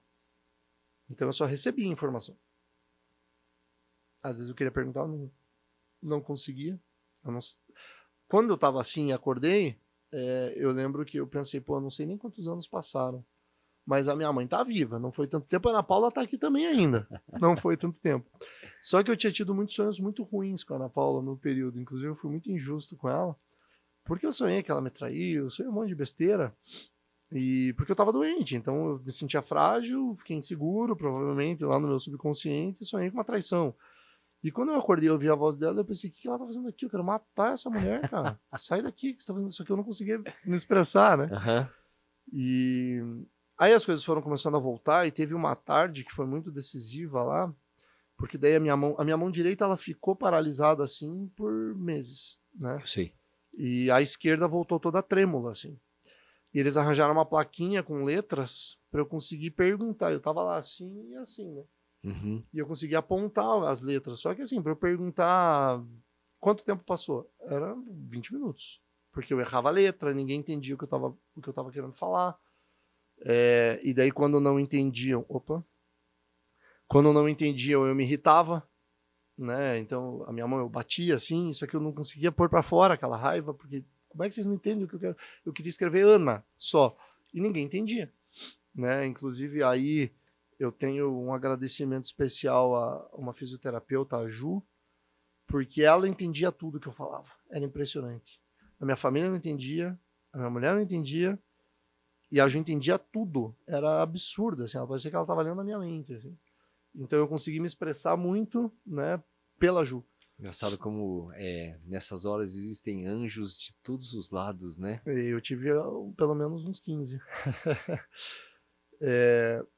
E aí eu consegui começar a me comunicar e quando a minha família começou a entender como que eu estava tentando fazer as perguntas, demos alguma sorte lá, porque só podia ficar uma pessoa acompanhando no quarto, né? E a minha mãe, eu acho que não desceu, e a Ana subiu, e ficaram as duas, tipo, horas. E daí, nesse dia, eu consegui perguntar muita coisa que estava me angustiando dos sonhos, porque se no sonho eu tinha que dormir no hospital e acordava e estava bem, por que naquela hora que eu acordei eu não estava bem? Porque para mim aquilo era a realidade. Se eu tinha Covid, tinha que dormir no hospital, eu dormi no hospital, acordei no hospital, só que eu acordei todo ferrado. Então aquilo não fechava para mim, porque tudo que tinha acontecido para mim era verdade. Eu sonhei que eu tinha comprado um outro apartamento, daí eu perguntei pra minha mãe, e o meu apartamento? Ela, que apartamento? Dela, o teu apartamento lá do Capão Rosa? Não, o outro que eu comprei, era o que eu queria. Não tinha apartamento, mas na minha cabeça tinha, era tudo verdade. Então foi muito difícil conectar o que era realidade. Exato. Com o que era sonho. Exato. Então foi um período difícil e essa tarde fez muita diferença, porque eu consegui entender um pouco melhor o que tinha acontecido e o que não tinha acontecido. Deixa eu te explicar, João, não aconteceu nada. Basicamente é isso. Não, você está dormindo há 2 meses e a Ana Paula está aqui há 2 meses todos os dias do teu lado. Basicamente foi isso. E, enfim, daí foi começando a recuperação, fisioterapia, algumas coisas assim, né? E teve, inclusive, eu definhei muito, né? Foram praticamente 2 meses de sonda. Eu entrei no hospital com 94 quilos e eu saí com... Eu cheguei a pesar 59, né? Eu saí do hospital com 60 e eu já estava comendo há uns dias. Então talvez tenha pesado até menos. Esse é você? Sou eu. Sou eu. E daí o que eu tento... Você estava na UTI? Estava na UTI ainda. Fiquei quase uma semana na UTI ainda depois de acordar. De fralda? E aí a gente volta naquele assunto da dignidade, né? Porque eu acho que as piores sensações que eu tinha no quarto da UTI, na UTI, eram, eu não sei que horas são, não tinha um relógio lá, então eu não via o tempo passar. A madrugada era infernal, porque durante o dia, beleza, tem atividade. Eu controlava o relógio pelas injeções e acessos e tudo. Então começava às 5h30, era uma, e 6h30 era outra, eu sabia já. Então depois do terceiro, quarto dia eu já estava controlando, eu ficava feliz quando alguém via fazer uma coleta, como é que chama? Arterial? Uma gasometria. Doída pra caramba. Eu fiz a Doída. primeira no quarto ainda. Eu falei pra Ana Paula, nunca mais eu faço isso. Eu fiz mais 50. Tenho cicatrizes ainda. E eu controlava o horário assim, pela medicação, Então, e a madrugada era muito ruim, porque eles me davam uma medicação para dormir ali em torno de 10 horas da noite, 1h da manhã eu estava acordado. E as coisas só começavam a acontecer às 5h30, 6. E então, barulho, né? Essas 4 horas eram infernais, porque daí eu estava só eu, a enfermeira que cuidava de mim dormindo, né? E eu não conseguia falar, então não adiantava ela ficar acordada. Só que daí me deu crise de ansiedade. Teve um dia que me deram uma seringa inteira de Rivotril e não fez nem cócegas para me acalmar, porque eu tremia, chorava, eu suava, porque o tempo não passava, eu não via progresso. E óbvio que a coisa é muito lenta, né? Mas para quem está lá, a parte mental é muito difícil. Por exemplo, isso até falar em público é complicado, mas teve um dia que o tédio era tão grande que eu resolvi evacuar na fralda só para vir alguém me limpar. Só para ter movimento. Para vir me jogar para um lado, falar comigo, me jogar para o outro lado, para me limpar. E essa sensação de depender de alguém nesse ponto, por exemplo, era uma das piores, assim, sabe? E aí a gente volta naquele ponto que você falou, que os enfermeiros, assim, cara, eu tive a sorte de ter uma equipe de enfermagem que cuidou de mim, lógico, deve ter sido, sei lá, 15, 20 pessoas, mas... É difícil dar nomes, e tava né? todo mundo de máscara, de touca, então todo mundo muito parecido, né? Mas é lógico, eu tenho que agradecer a Cleo, a Jéssica, que passavam as noites comigo. Eu lembro muito de interagir muito com a Darlene lá, que também era uma enfermeira, e toda a equipe da enfermagem, né? Se eu for falar todo mundo vai ser injusto, porque eu vou esquecer de alguém. Porque o serviço sujo ali é complicado, porque... E são elas que fazem. São elas que fazem. São elas que fazem. Não só a parte de necessidade, mas tudo. São elas né? que fazem. A parte braçal. Tudo. Então, Vira paciente, limpa paciente, limpa cocô, troca fralda. É a enfermeira que faz. O médico passa... Passa, dá um alô. Dá um oi. E aí, João? Como é que tá? Beleza? Tudo certo? A medicação é essa. E vida que segue. Mas quem coloca a mão na massa mesmo, literalmente na massa M mesmo, é a enfermagem mesmo. Você vê a importância que é isso, né, João? Acho que é importante as pessoas verem. É óbvio que a importância do médico é fundamental em todo esse processo. Ninguém, mas assim, é importante entender que você vê que nesse momento todo mundo é importante. Sim. Porque qualquer coisa faz a diferença. E faz uma diferença muito grande, né? Um oi, um carinho, porque nessas horas a tempestade, a tormenta mental é o que mais incomoda, né? Se você eu me considero uma pessoa blindada, muito blindada mentalmente, e eu surtei. Muito forte mentalmente, assim, né? Porque você luta, né? Você leva pancada, apanha, você já foi treinado mentalmente a suportar dor, desafios, exatamente. dor, né? Exato. Tanto que a dor, eu não me importava com a dor, né? Tanto que quando eu tive um pouco mais de autonomia, eu não queria mais morfina. Não, a dor tá tranquilo. O duro é o mental. É a cabeça, né? Então... a cabeça e a dignidade, né? A dignidade é complicado. É bem difícil de lidar, digamos, né? Porque na minha cabeça eu dormi forte e saudável, me tranquei no banheiro, lá no banheiro, e acordei de fralda, com gente me limpando, sem me mexer, né? com gente me jogando que nem um boneco para um lado para o outro, limpando minha bunda. Literalmente, Literalmente. Então, sonda em tudo que é lugar, zero autonomia, sem nem conseguir me mexer, porque eu fiquei realmente sem me mexer durante alguns dias, e totalmente independente. Se essas pessoas não tivessem ali, eu tinha morrido de inanição, né? Então, e cara, impressionante que entrava todo mundo com um sorriso, uma energia muito boa, assim, considerando. E eu vou te falar, vários pacientes que estavam ao redor, as enfermeiras conversavam, né? O seu fulano, não sei o quê, lembro do nome até, morreu todo mundo, cara. E eu sabia que tinha morrido, eu vi o corpo passar na frente da porta do meu quarto. E eu pensava, caraca, e eu não fui ainda, mas daí eu não queria dormir. Porque sem dormir eu tava sob controle. Eu pensava, sem dormir eu não vou morrer. Eu tava vivo. Mas vai que eu durmo e não acordo de novo. Então nos primeiros dias eu não queria dormir. Então a briga para sair do respirador, porque daí eu ficava ansioso. Você vê que loucura, no começo a briga era para acordar. Depois a briga era para ficar acordado. Era para ficar acordado. E foi para sair do respirador, né? O barulho do respirador entrou no meu sonho, enfim. Então foram coisas muito pequenas, mas que tinham que ser construídas todo dia. Por exemplo, eu ouvia das enfermeiras que eu era um dos pacientes mais tranquilos com relação a tudo que tinha que injetar em mim o dia inteiro, né? Porque a dor não me incomodava. Então eu falava, tá bom, tem que fazer, tá aqui meu braço. Então, isso facilitou muito, né? Porque eu tive uma boa relação com toda a equipe que cuidava de mim durante todo o período que eu tive lá. E eu tenho um agradecimento especial para fazer para as enfermeiras, porque eu saí sem, fora o rosto aqui, ficar pronado, não tive nenhuma ferida, doutor. Em, sei lá, 50 dias deitado. Você vê que nenhuma trabalho ferida. fantástico, né? Porque quando você fica deitado, as pessoas têm que entender o seu corpo em contato com a superfície, com o colchão, seja lá o que for, ele começa a necrosar, que são as escaras, né? E você começa a perder pedaço de carne, literalmente, né? E às vezes esse vira o maior problema do paciente depois, esse vira o maior problema do paciente depois, cuidar dessas feridas, dessas lesões, né? Então olha que trabalho fantástico. De zero. Nenhuma, só do rosto. Sensacional. Mais nenhuma. Isso das costas, na bunda, eu não sei como, de tão bem que me cuidaram, não tinha nenhuma. Sensacional. E aí as coisas foram... Tá, mas e daí? Agora volta aqui. Vamos lá. E depois disso daí, o que aconteceu?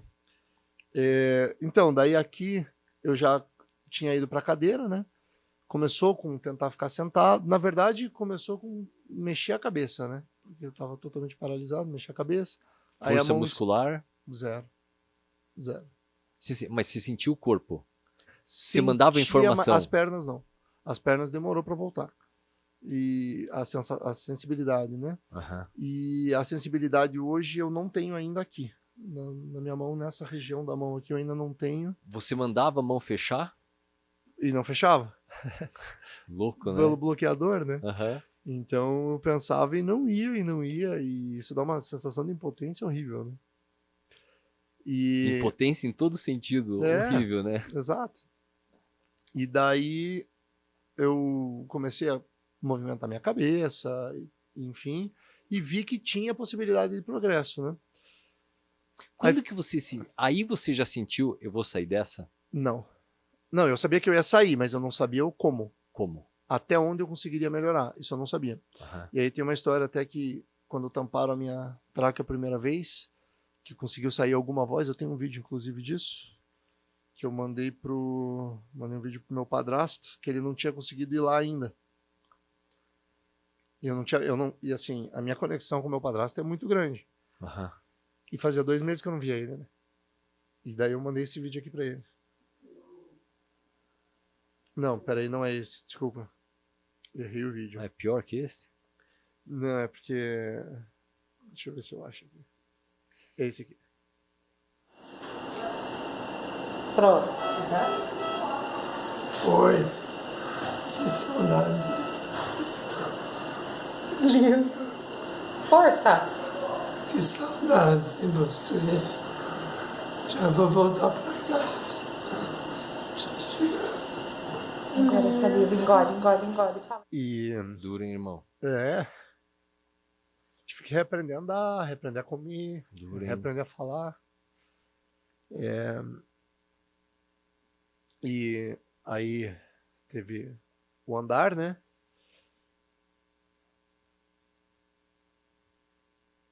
Primeira vez que eu levantei da cama.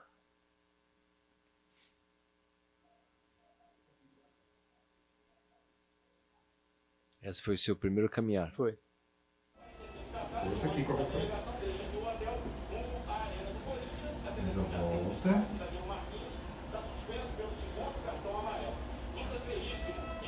Pensando? Não? Lá fora. Quer ir mais longe? Não? Então vamos ver se você vai para trás primeiro e encosta a perna primeiro, tá? Não conseguia, tinha força. E pra eu falar que não, cara, porque tava ruim. O troço tava feio. É. Mas aí as coisas foram começando a melhorar, né? Eu comecei a fazer alguns exercícios, né? A bicicletinha lá, eu me senti o máximo de estar conseguindo fazer isso. Só que eu não sabia até onde eu ia melhorar. E teve um dia que eu tava com a tráqueo tampada e eu olhei pra Ana Paula, ela não lembra dessa história, mas eu lembro. Eu olhei pra ela e falei, eu não quero mais namorar com você. Daí ela falou, por quê? Eu falei, não, porque não quero mais, porque minha vida mudou e tal. Mas na minha cabeça era, eu não sei até onde eu vou ficar bom. Uhum. Pô, eu tava namorando há 2 semanas, essa menina não precisa disso. Não precisa Ela não passar estar por aqui. isso, né? Eu nem achei que ela ia estar, mas ela não precisava estar aqui. E daí eu tentei fazer o durão, né? Eu falei assim, eu quero terminar com você, e se eu melhorar, eu te procuro. Fique tranquilo. Daí ela olhou pra mim e falou assim, então, eu tava todo, né? Ela olhou e falou assim, levanta da cama e me toca daqui que eu vou embora, senão eu vou ficar aqui cuidando de você. Pô, falar o que depois dessa, né? Ela não lembra dessa história, mas eu lembro. Então, eu não achava justo ela ter que viver aquilo ali comigo com tão pouco tempo juntos, né? É importante falar que a Ana... Quantos quilos a Ana tem? Hoje ela tá bem, ela tá com 50, mas na época ela chegou até 45, 46. E é um monstro, né? Porque ela fazia a residência o dia todo e ia lá ficar 4 horas comigo todos os dias. E é um a monstro, residência, né? Você sabe como é que é, né? Detalhe, 20 dias de namoro, né? 20 dias de namoro. Não precisava, né? Não precisava, né? 99,9% Tinha das largado. pessoas não estaria, Tinha largado. né? Então, na hora que ela falou isso, eu pensei, eu vou casar com essa mulher, cara. Porra. Depois dessa, né? Então, mostrou assim, um altruísmo, né? Uma dedicação a uma coisa que nem sabia se ia dar certo. E a gente sabia que aqui não era o final da coisa. Tinha alguns meses pela frente, né, que não iam ser fáceis, Uhum. né? Porque, pô, eu nem me mexia quando eu saía do hospital, eu mal levantava minha mão. Para eu levantar a cabeça assim, 100% com postura, tal, foi um mês depois que eu estava em casa. Então eu ficava caído, corcunda. E ela se predispôs a estar lá, e quando eu saí do hospital, inclusive, depois a gente vai chegar na linha do tempo, mas só adiantando, ela tinha férias para tirar de 3 semanas, eu acho, sei lá. E eu falei para ela, vai pra praia com a sua mãe descansar, pô. Agora tem minha mãe, meu padrasto, tô em casa, vão cuidar de mim. Ela tirou férias e ficava indo todo dia lá cuidar de mim, ajudar a cuidar. Então, assim, é uma gratidão muito grande que eu tenho, mas que, lógico, não é só a gratidão, né? Foi construído um vínculo, um amor muito forte, talvez por causa disso, né? Talvez não fosse tão forte o vínculo que eu tenho com ela se a gente tivesse passado por tudo isso. E tem um porquê, né? Tem que ter um porquê. Tem. E daí, quando eu comecei a melhorar, mas daí também botei na cabeça que eu ia voltar ao normal, e daí você me conhece, né?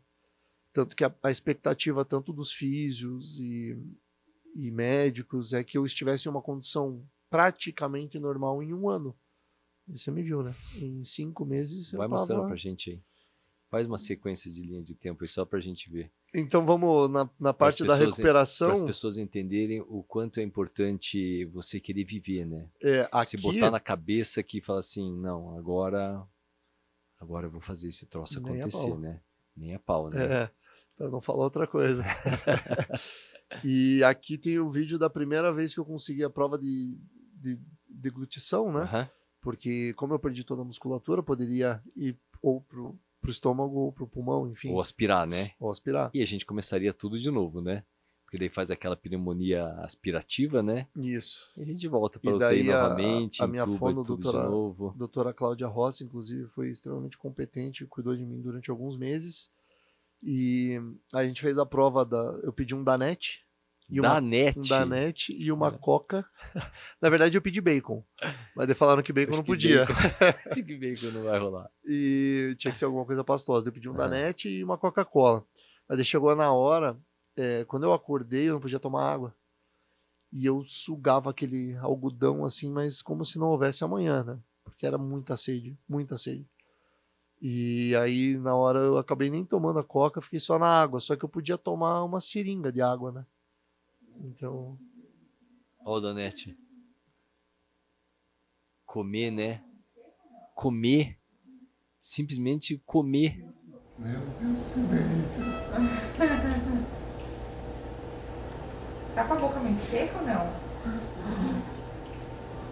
Muito. Quer que eu umedeça? Quero. Ou quer uma coquinha agora? Já. Primeiro água. Primeiro água. Engole forte. É bom sentir o gosto de alguma coisa de novo? Maravilhoso. Ah, que E a delícia. voz sequinha, até Aham. com líquido. Com água.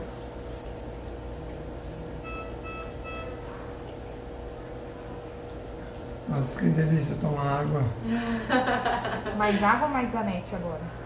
Eu quero terminar essa água.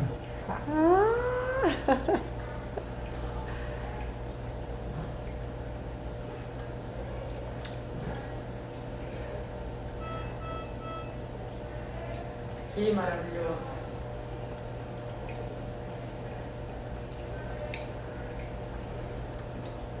Quer mais água? Quero Danete. Ai, não aguento, não aguento.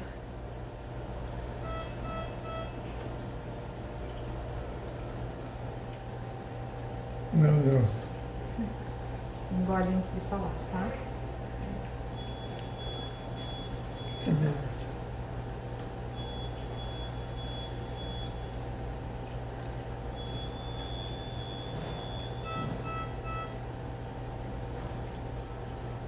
Nossa. Bom, faz um A pra mim, bem. Ah, Eu.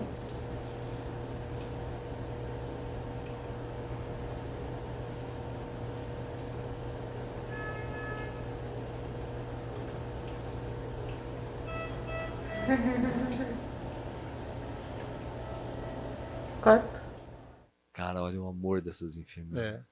Nossa, é de arrepiar, cara. É de arrepiar.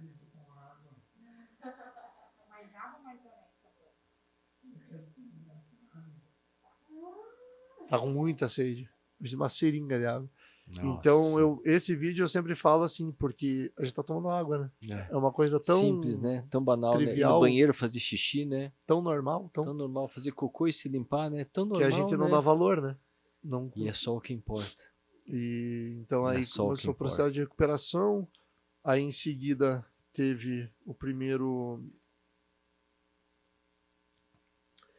vez que eu consegui comer. Detalhe, né? Era só uma prova de comida. Eu comi a marmita inteira. Quando a fono tava saindo, ela falou: você quer pedir alguma coisa? Eu falei: eu quero outra marmita. Ela mandou a segunda e eu comi inteira. Meu Deus. 2 meses sem nada no estômago. A mão trêmula, a Olha a outra não dificuldade. mexia.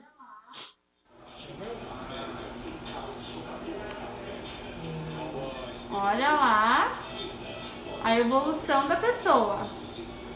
Quem que aguenta uma coisa dessas? Tá gostosa a comida aí, amor? Tava com saudade de comer? Comendo sozinho, mandando ver.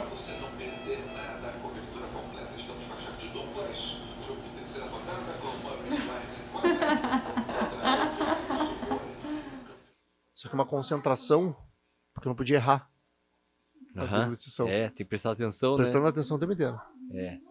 Coisa de conexão é uma coisa automática pra gente, né? Você põe na boca, o troço vai, né? É. Mas aí não. Eu tive que treinar tudo de novo, a Os musculatura, movimentos, como né? engolir, É. como falar. Como mastigar, né? Como respirar, né?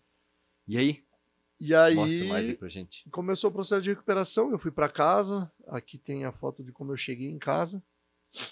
Então, só deitado, né? Não conseguia fazer muita coisa. Aí foram a tráqueo, Tráqueo. né? Porque eu queria tirar fotos diárias na hora do curativo para ver a evolução porque na minha cabeça, eu não sou médico, né? Vai fechar sozinho. Como assim? Um tiro de 22 no pescoço vai fechar sozinho? E aí eu comecei a documentar para poder ter isso. E o que eu sempre falo, Doc, todas as fotos eu tô sorrindo, cara. Antes do entubar, todas com cara de bunda, triste. Depois todas sorrindo. Então, assim, as fotos no hospital aqui, ó. Então, essa aqui é a última que eu falei antes de entubar. Olha as outras depois. Né? Olha. Ó, esse é meu pai. Cara, mostra a foto de você saindo do hospital. Aí. Antes de você ir pra casa. Essa daqui foi no quarto, na hora que eu tava saindo. Né? Então, aí dá pra ver a grossura dos braços másculos que tava. Eu mal conseguia ficar em pé pra pesar. Né? E aí, quando eu saí, tinha todo mundo me esperando, aquele clássico pós-Covid, né? Eu venci, né? Que todo mundo passou. Essa daqui é a minha faixa preta. Inclusive é a minha faixa preta ali que eles colocaram na faixa. Então, aí eu fui pra casa. Esse aqui foi como eu cheguei em casa. Né? Eu quis, primeira coisa, falei, pelo amor de Deus, mãe, faz minha barba e corta meu cabelo. Porque eu não aguentava mais. Foi ou não foi? A primeira coisa que eu pedi. No segundo dia, raspar os pelos. Porque eu tava me sentindo sujo. E aí foram, ó, como eu falei, eu não levantava a cabeça. É o processo de recuperação todo, né? Primeiro dia a gente estourou uma champanhe, que eu tava em casa. E ali é a Ana. A Ana Paula o tempo todo do lado, né? Um monstro, né? Isso aí não existe. E só que daí eu também botei na cabeça, eu vou casar com essa mulher, eu tenho que ficar bom pra isso, né? Porque se eu demorar pra ficar bom, arrisca ela espanar. Trocar de ideia. Não dá tempo. Então daí, cara, eu fiquei bem obstinado mesmo, assim, uma coisa meio até doentia, assim, treinava 2 vezes por dia. Fiz questão de tirar foto fazendo as poses que eu sei que eu tinha pra comparar antes e teria depois, né? Aí você consegue ver a minha perna, como é que tava. Foi a sacada que eu caminhava um pouquinho, eu ia e voltava uma vez no primeiro dia, daí 2 vezes no segundo dia, e assim ia Deixa eu te falar. progredindo. Lembra quando eu mandei mensagem pra você? Lembro. E daí você respondeu, desculpa não, é interessante isso, né? Desculpa não escrever, né? Porque eu não tenho força pra segurar o celular pra escrever ainda a mensagem, né? Eu não conseguia digitar, né? Porque eu tô mandando áudio, né? Fazia aquele áudio tampando assim, porque eu não conseguia digitar. Inclusive eu tenho gente para responder até hoje, porque foram, sei lá, mais de 500 mensagens, a coisa ia acumulando, eu ia postando a recuperação. Então tem muita coisa que ficou ainda, muita gente para agradecer. E aí as coisas foram evoluindo. A comida, né, que era maravilhoso, meu padrasto cozinha demais, então ele e minha mãe faziam os cardápios ali todo dia, daí a Traca começou a fechar, e aí começaram a aparecer os anjos da recuperação, né, que é o pessoal lá da Companhia Atlética. Tenho muito a agradecer a Mônica, a gerente, que me cedeu as pessoas que se predispuseram a me ajudar, Luiz Otávio, meu grande amigo, o Ângelo, que é fisioterapeuta, Dani Carioca, Dani Paulista, Daniel Lubes, as pessoas que se predispuseram aí na minha casa. Você vê como a amizade tem que ser cultivada, né? Exatamente. Olha a importância que é você mantendo um legado, né, João? Porque isso é um legado que a gente constrói na vida, né? Você vê que o dinheiro não comprou isso. Não. Quanto você pagou para essa gente estar lá? 0. Então, essa é a segunda gratidão, né? O pessoal que me ajudou a me recuperar. Você vê que nós passamos por fé, é uma coisa que você achava que era em momentos quando dá tempo, né? E hoje tá aqui, ó, que minha mãe me deu na UTI, quando eu acordei, ela colocou em mim e eu não tirei nunca mais. Era teu, né? Esse aqui era dela. Daí a família, né? Respeito aos pais, né? Respeito à mãe, né? As pessoas entenderam o quanto mãe é importante, né? O quanto... E até se você me permite, Doc, eu acho que todo mundo passa por isso, mas mais quando é jovem, né? rapaziada aqui, os acadêmicos devem estar passando por isso. Tem uma fase que a gente é mais desprendido, né? Minha mãe me ligava todo dia, eu falava, porra, que porre. Para, deu. Cada 2, 3 dias tá bom, tá tudo bem. Depois disso, se ela não ligar, eu ligo. Né? Então, a gente acaba descontando, às vezes, algumas grosserias nas pessoas que são mais íntimas, mais próximas. E são as que menos merecem. São né? as que menos merecem. Mas é natural. Normal. Mas pelo menos aconteceu alguma coisa que eu consegui o amor é assim. ressignificar isso, né? Tanto que eu acredito que eu melhorei bastante depois, né? Ainda não tá longe de estar ideal, mas melhorei bastante, assim. Porque eu sempre fui uma pessoa muito explosiva, com pavio curto, né? E isso mudou muito a minha maneira de ver as coisas do que realmente importa, de quem realmente importa. Do que realmente importa, né? Exatamente. E mudou muito a minha visão. E daí eu fui me recuperando, a cicatriz foi fechando, aí tinha minhas terapias, jogar videogame era uma delas, porque movimentava meus braços sem eu estar percebendo que eu estou fazendo um exercício. Aí, o pessoal da fisioterapia, a Ana Paula sempre ali do lado, né? A Dani me ajudando. E você veja, né? Fazia musculação pesado pra caramba e ali tava sofrendo para empurrar um cabo de vassoura, né? Aí você vai vendo, pô, caraca, aquele cara de 94 quilos é frágil, né, cara? Isso foi quando? Aí a gente tá falando de setembro. Coloca aí pra mim dezembro, alguma coisa assim. Putz, aí eu vou ter que procurar na galeria. Quando você tem uma foto bonitão, não que você quer seja... as mais... Não é só expressão, é jeito de Deixa falar. eu só disparar para encontrar. Você quer uma já recuperado? É. Tá. Só então como comparativo, tá? Essa daqui é a foto de... Eu tava 10 dias em casa. Na recuperação aqui eu já tava com uns 65 quilos, mais ou menos, um pouquinho mais talvez. Mas essa daqui eu quis tirar porque era mais fácil de fazer uma comparação, tá? Aí eu já tava numa recuperação um pouco maior. E aqui eu vou tentar encontrar, porque daí é na outra galeria, porque essa daqui é só do Covid. Como que eu fiquei logo em seguida. Me dá só um... João, e... Pode perguntar. Não, quando você vai procurando aí, aí você já sentiu que eu vou voltar? Já. Aí quando eu tava em casa, que eu comecei a andar, o dia que eu consegui descer, porque daí eu fiz 3 meses de namoro. Eu dormi com 1 e acordei com 3, né? E nesse dia meu padrasto falou, eu sei que você não tá conseguindo fazer nada, eu vou fazer uma janta, você chama a Ana Paula, aí minha mãe e ele decoraram romântica a cozinha e tal, legal. deixaram a gente lá, e eu falei, hoje eu vou descer a escada, porque é um sobrado. E eu desci a escada, pra subir foi bem difícil, mas eu desci a escada, e daí a gente teve a nossa comemoração de 3 meses de namoro, mas já tava em casa, já fazia um tempo, né? Aqui eu tenho algumas fotos em novembro. Em novembro aqui acho que já dá pra ter uma... Quanto tempo depois da UTI? 2 meses. É importante mostrar isso, João, para as pessoas entenderem o quanto um condicionamento físico cria uma memória no corpo. Muito. Memória muscular. Então, assim, as pessoas têm essa dificuldade de entender o quanto você cuidar do seu corpo faz parte do processo, porque desgraças acontecem. E no final você só tem o seu corpo. Exatamente. Essa foto foi Isso em novembro. E você saiu da UTI em 10 de setembro. Olha. Aqui é 18 de novembro, mais ou menos, 2 meses. Já estava bem melhor, aqui eu estava perto dos 77 quilos, mais ou menos. E agora? Agora eu tô com os meus 92. Falta um pouquinho de perna ainda para voltar nos 94 que eu tinha. E daí aqui eu tenho uma evolução interessante que dá para ver. Aí em janeiro, eu já tava... Janeiro para fevereiro. Isso daqui é no final de janeiro. Eu tava... Olha aí. Assim. Já tava com uns 83, 84. Você saiu Tava da bem UTI já. em setembro. Em setembro aqui tinha 5 meses, 4, 5 meses que eu tinha saído do UTI. Morto. Morto. Você saiu morto. Praticamente. Olha o que é cuidar do corpo, né, João? Porque isso é cuidar do corpo, né? E disciplina, né? E disciplina, né? Não furava um dia. E a tua fé tá onde? Ah, mudou bastante, né?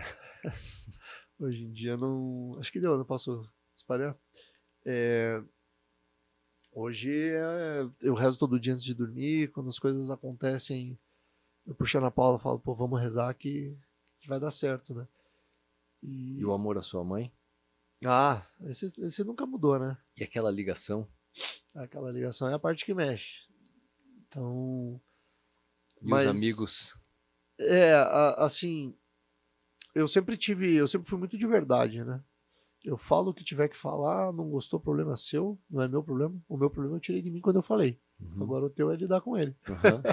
Então, eu sempre fui muito assim, só que eu sou muito de verdade, muito intenso. Então, ou eu vou te odiar muito, ou eu vou te amar muito. Então, eu acho que essa minha relação com as pessoas, ela nunca mudou e eu senti muito carinho das pessoas, acho que talvez por eu ser tão de verdade assim. Você ser amigo verdadeiro. Porque, cara, eu não faço tipo. Não puxo o saco, não faço tipo, eu não falo que gosto se eu não gosto. Porque, vai fazer o que? Vem me bater? É você. Eu assim. não me importo assim. se... Eu importo em eu estar psicologicamente saudável. Basicamente é isso. João, deixa eu perguntar uma coisa pra você. Algum arrependimento, bate arrependimento no momento onde você tá na UTI, assim, que você sente, fala assim, cara, eu devia ter feito alguma coisa a mais, eu devia ter, como diz aquela música, eu devia ter amado mais, eu devia ter feito alguma coisa diferente. O que você trouxe de tudo isso que você fala assim, meu, isso aqui, isso é que é importante. Qual que seria uma mensagem que você botaria assim na cabeça, assim, de uma pessoa que passou tudo isso que você passou? O que você acha que, de alma e coração mesmo, assim, porque assim, a gente, como eu falei, tem acadêmico aqui, tem médicos mais jovens que vão ver, tem enfermeiras que vão assistir, tem colegas seus que vão ver, tem amigos nossos em comum que vão assistir. O que você leva disso daí? O que você trouxe de bagagem de tudo isso daí? O que você trouxe de cicatriz disso daí? Você consegue resumir isso na sua cabeça e conseguir verbalizar isso? Eu não tenho arrependimentos prévios, porque, como eu te falei, eu sempre fui muito intenso. Então eu sempre... Você estava bem resolvido. 100%, muito. Quando você ligou para sua mãe, morrer, você falou óbvio. assim, se eu morrer, tá Foi tudo certo. Foi exatamente o que eu falei. Tá tudo certo. E tá tudo certo para você. Saiba que foi tudo muito bem feito pela tua parte. Imagina sua mãe ouvindo falar isso, né? A ligação foi mais para isso, assim. Para que ela ficasse tranquila, porque eu sabia que eu não ia voltar, né? Ela te falou como é que ela dormiu aquela noite? Acho que nem dormiu, né? Dorme, a minha mãe, né? Ela fala, eu não acredito quando ela e a Ana Paula falam isso, mas elas falam que elas, por nenhum segundo nesses meses, elas acharam que eu ia morrer. Eu não acredito nisso porque falaram pra Ana Paula que eu ia morrer. Mas que bom, né? Que bom que a oração trouxe, provavelmente me deu muito suporte, né? Não tem explicação lógica por eu ter voltado. A medicina ela nos surpreende tanto de coisas boas quanto de coisas ruins, né? Você vê a injustiça de você, ou justiça, seja lá o termo que a gente pode usar por tudo que tem acontecido, né? A sorte que você teve que outras 700 mil pessoas não tiveram, né? E é engraçado, porque quando eu acordei, acho que eu passei por aquelas fases do luto, eu passei sem ter morrido. Porque primeiro eu pensava assim, a negação, né? Não, tô dormindo, não é possível, não aconteceu isso. Não é possível que eu tô assim. Eu não sou eu aqui, né? Aí depois vem a raiva, né? O questionamento. Por que comigo? O que eu fiz, né? O que eu fiz? Por que eu mereço passar por isso? E não existe essa resposta, né? Você tem que se conformar, e foram alguns dias. Eu ainda admito que eu achei que foi rápido o processo mental, mas alguns dias para elaborar e não vai mudar. Já aconteceu. Não existe um culpado, né, João? A vida acontece, as coisas boas e ruins acontecem com todo mundo. Exato. Não existe um culpado, né? Aí eu falo assim, problema todo mundo tem. Como você vai lidar com eles, aí é de cada um. Né? Eu aprendi a ressignificar muito as coisas. Você receber um problema e ver que aquilo ali vai te deixar mais forte, mais preparado, mais cascurudo, que a gente fala na luta, né? Então, ressignificar, não ficar naquele dia adoro azar, porque comigo... Lutar. Não adianta você ficar nesse sofrimento. Você tem duas possibilidades, ou você sofre ou você enfrenta. Você resolve. O problema é feito para resolver, né? Então, eu sempre fui resolutor de problemas, e eu acho que isso só otimizou. Até minha sogra fala que eu sou acelerado demais, né? Faço as coisas muito rápido. A gente chegou, quando eu pedi a Ana Paula em casamento, ela falou, mas aqui o lugar é bonito, talvez fosse legal para casar. Eu já fui, me agilizei com o meu padrasto pra gente já reservar o salão e não tinha nem data, mas a gente é acelerado, assim, né? Eu sempre fui assim. E como eu te falei, eu não tenho arrependimentos prévios, mas tinha algumas coisas que eu mudei, assim, exemplo, eu não sobrevivo mais, porque tem dias que você só quer ficar no sofá, porque aquele solzão lá fora, você quer ficar no sofá largado sem fazer nada. Eu não tenho mais esses dias que eu teoricamente estou perdendo eles, né?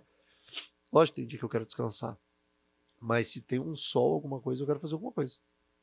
Ou alguém fala assim, vamos marcar alguma coisa? Então vamos. Quando? Amanhã? Não tenho mais esse tempo para perder. Eu não quero mais perder esse tempo, porque eu quase não tive ele. Então eu tô muito mais resolutivo nas coisas, mais imediatista, no sentido de eu não quero deixar para depois, porque talvez não tenha. Isso a gente sempre fala isso, né? Eu comercializo seguros, eu falo isso, mas eu vivi isso, né? João, que tem 2 perguntas a mais para fazer para a gente encerrar. A primeira, eu quero que você mande uma mensagem para alguém que está indo por uma UTI hoje. Acredite. Em que, João? Acreditar em quê? Acredite que possivelmente seja só um processo, né? E como você vai se comportar daqui para frente, talvez faça toda a diferença. E qual que seria uma mensagem sua para quem está dentro que vai ficar na UTI, que sabe, hoje tem filho deixando o pai na UTI ainda, hoje tem mãe deixando o filho na UTI? Qual que é a mensagem que você daria para a pessoa que está lá dentro, de toda essa força mental que muitas vezes as pessoas não têm? Vê se você consegue entender a minha pergunta, busca isso dentro de você. O que eu diria para uma pessoa que vai entrar numa UTI que não sabe se vai voltar, vai entrar numa cirurgia cardíaca que não sabe se vai voltar? Eu acredito que a mensagem seria acredite. Se você não acreditar, o primeiro passo não vai ser dado, né? Eu tinha muito medo de não voltar. E eu passei por esse questionamento, tanto que eu liguei para me despedir da minha mãe. Mas quando eu acordei, a primeira coisa que eu pensei foi agora não, também. Acho que a gente tem que, a mensagem, acreditar na sua vida, né? Acredite sempre na vida, acreditar que né? tem uma coisa maior que também vai te segurar, vai te dar acreditar suporte. Nas enfermeiras, né? Acreditar nos médicos, né? Até se o doutor me permite, eu nunca tive a oportunidade de falar, mas eu tenho alguns agradecimentos para fazer, né? A equipe da doutora Yara. Lógico que eu vou esquecer de alguém, porque passou muita gente de toque e máscara ali, mas algumas pessoas tiveram o seu papel. Doutora Cássia, que me entubou e me estubou, prometeu me estubar e me estubou. Doutora Nicole, doutora Carol, doutor César, as fisioterapeutas, a Ju, que me entendia, o Thiago, que me deu um baita de um suporte, o Luciano, que me fez voltar a andar. Ele falou, cara, você vai levantar hoje? Eu falei, não, eu não tenho força. Ele falava, cara, você vai andar. Eu tô falando que você vai andar, você vai andar. E eu andei. Né? Foi meio na marra. As enfermeiras que foram, acredito que pelo menos umas 10, 15, mas em especial a Cleo, a Jéssica e a Darlene, a Cláudia, minha fono, as meninas da limpeza que passavam, choravam comigo e me davam uma mensagem de carinho. A minha mãe ficou super próxima ali delas, porque elas estavam ali todos os dias, as mesmas pessoas. Lógico, a Ana Paula, né? Não tenho o que falar. Minha mãe, meu pai, meu padrasto, tem que cuidar de mim, a família da Ana Paula, tanto o pai dela, que interviu diretamente, as irmãs dela, que são médicas, foram lá, me convencer, a Fernanda foi lá me convencer a entubar, deram muito suporte para a Ana Paula, né, nesse período, porque imagina essa menina morando sozinha, namorado entubado, fazendo residência, tendo que dar suporte para minha mãe, né? E ela tinha 25 anos, né? Uma menina. Então, essas pessoas, lógico que tem muito mais gente, mas essas pessoas eu não poderia nem citar nome, não poderia deixar de citar. O próprio hospital Nossa Senhora das Graças, né? Cara, que hospital. Acho que é importante a gente tive muita sorte relatar isso, de né? parar lá. Porque a estrutura não me faltou nada de nada. e treinamento de profissionais, principalmente o pessoal da enfermagem, técnicos de enfermagem, assim, não teve um erro, não teve um nada, fora você vai embora amanhã, mas fora isso, não teve nada, assim, nada para falar. E a questão era que a gente nem sabe que entrou, né? O que era a casa, né? Se entrou alguma coisa, se entrou mesmo alguém, né? O que é verdade, o que é mentira, né? Quem era aquela pessoa, né? O que aquela pessoa quis dizer? Agora você vai para casa, né? Se você for pro lado da espiritualidade nesse sentido, né? Que casa, né? Mas onde é minha casa, né? É uma coisa... É complicado, né? Eu acho que tudo que aconteceu, cada frase que me foi dita tem um porquê. Né? E hoje eu levo a minha vida de uma maneira muito melhor pelo que aconteceu. Eu tenho algumas sequelas. Meu pulmão ainda não é 100%, minha mão não tem toda a força que tinha, não tenho toda a sensibilidade, mas isso é o de menos perto da lição que veio, né? Então, essa questão de acreditar, primeiro que tem momentos que não vai ser a medicina nem a ciência que vai explicar, né? Então, a quantidade de oração que eu recebi, como a minha mãe fala, eu não tenho noção. Eu não tenho essa noção. Porque foi coisa de outro lado do mundo, tinha gente rezando por mim, que eu fiquei sabendo. Então, isso com certeza manda, nem que seja, independente do que as pessoas acreditam, mas nem que seja uma energia, manda, né? Porque energia a gente troca. Então, eu recebi muita energia boa, muita fé. E isso eu tenho certeza que fez diferença. Segundo, acreditar em si, né? Quando eu acordei e vi que não tinha morrido, falei, mas agora também não morro mais. Não sei como é que eu vou ficar, mas não morro mais. Aí quando eu vi que eu tinha a possibilidade de melhorar, eu vou ficar 100%. Eu não sei o que eu vou fazer. Eu mandei esses dias para Ana Paula, ela falou, nossa, pô, eu admiro essa tua... Falei, eu tenho fibroses no pulmão ainda. Falei, eu não sei como, mas eu vou estourar elas e o meu pulmão vai voltar ao normal. Eu não sei quanto tempo vai levar, mas vai. E daí eu vou forçando para que essas coisas aconteçam.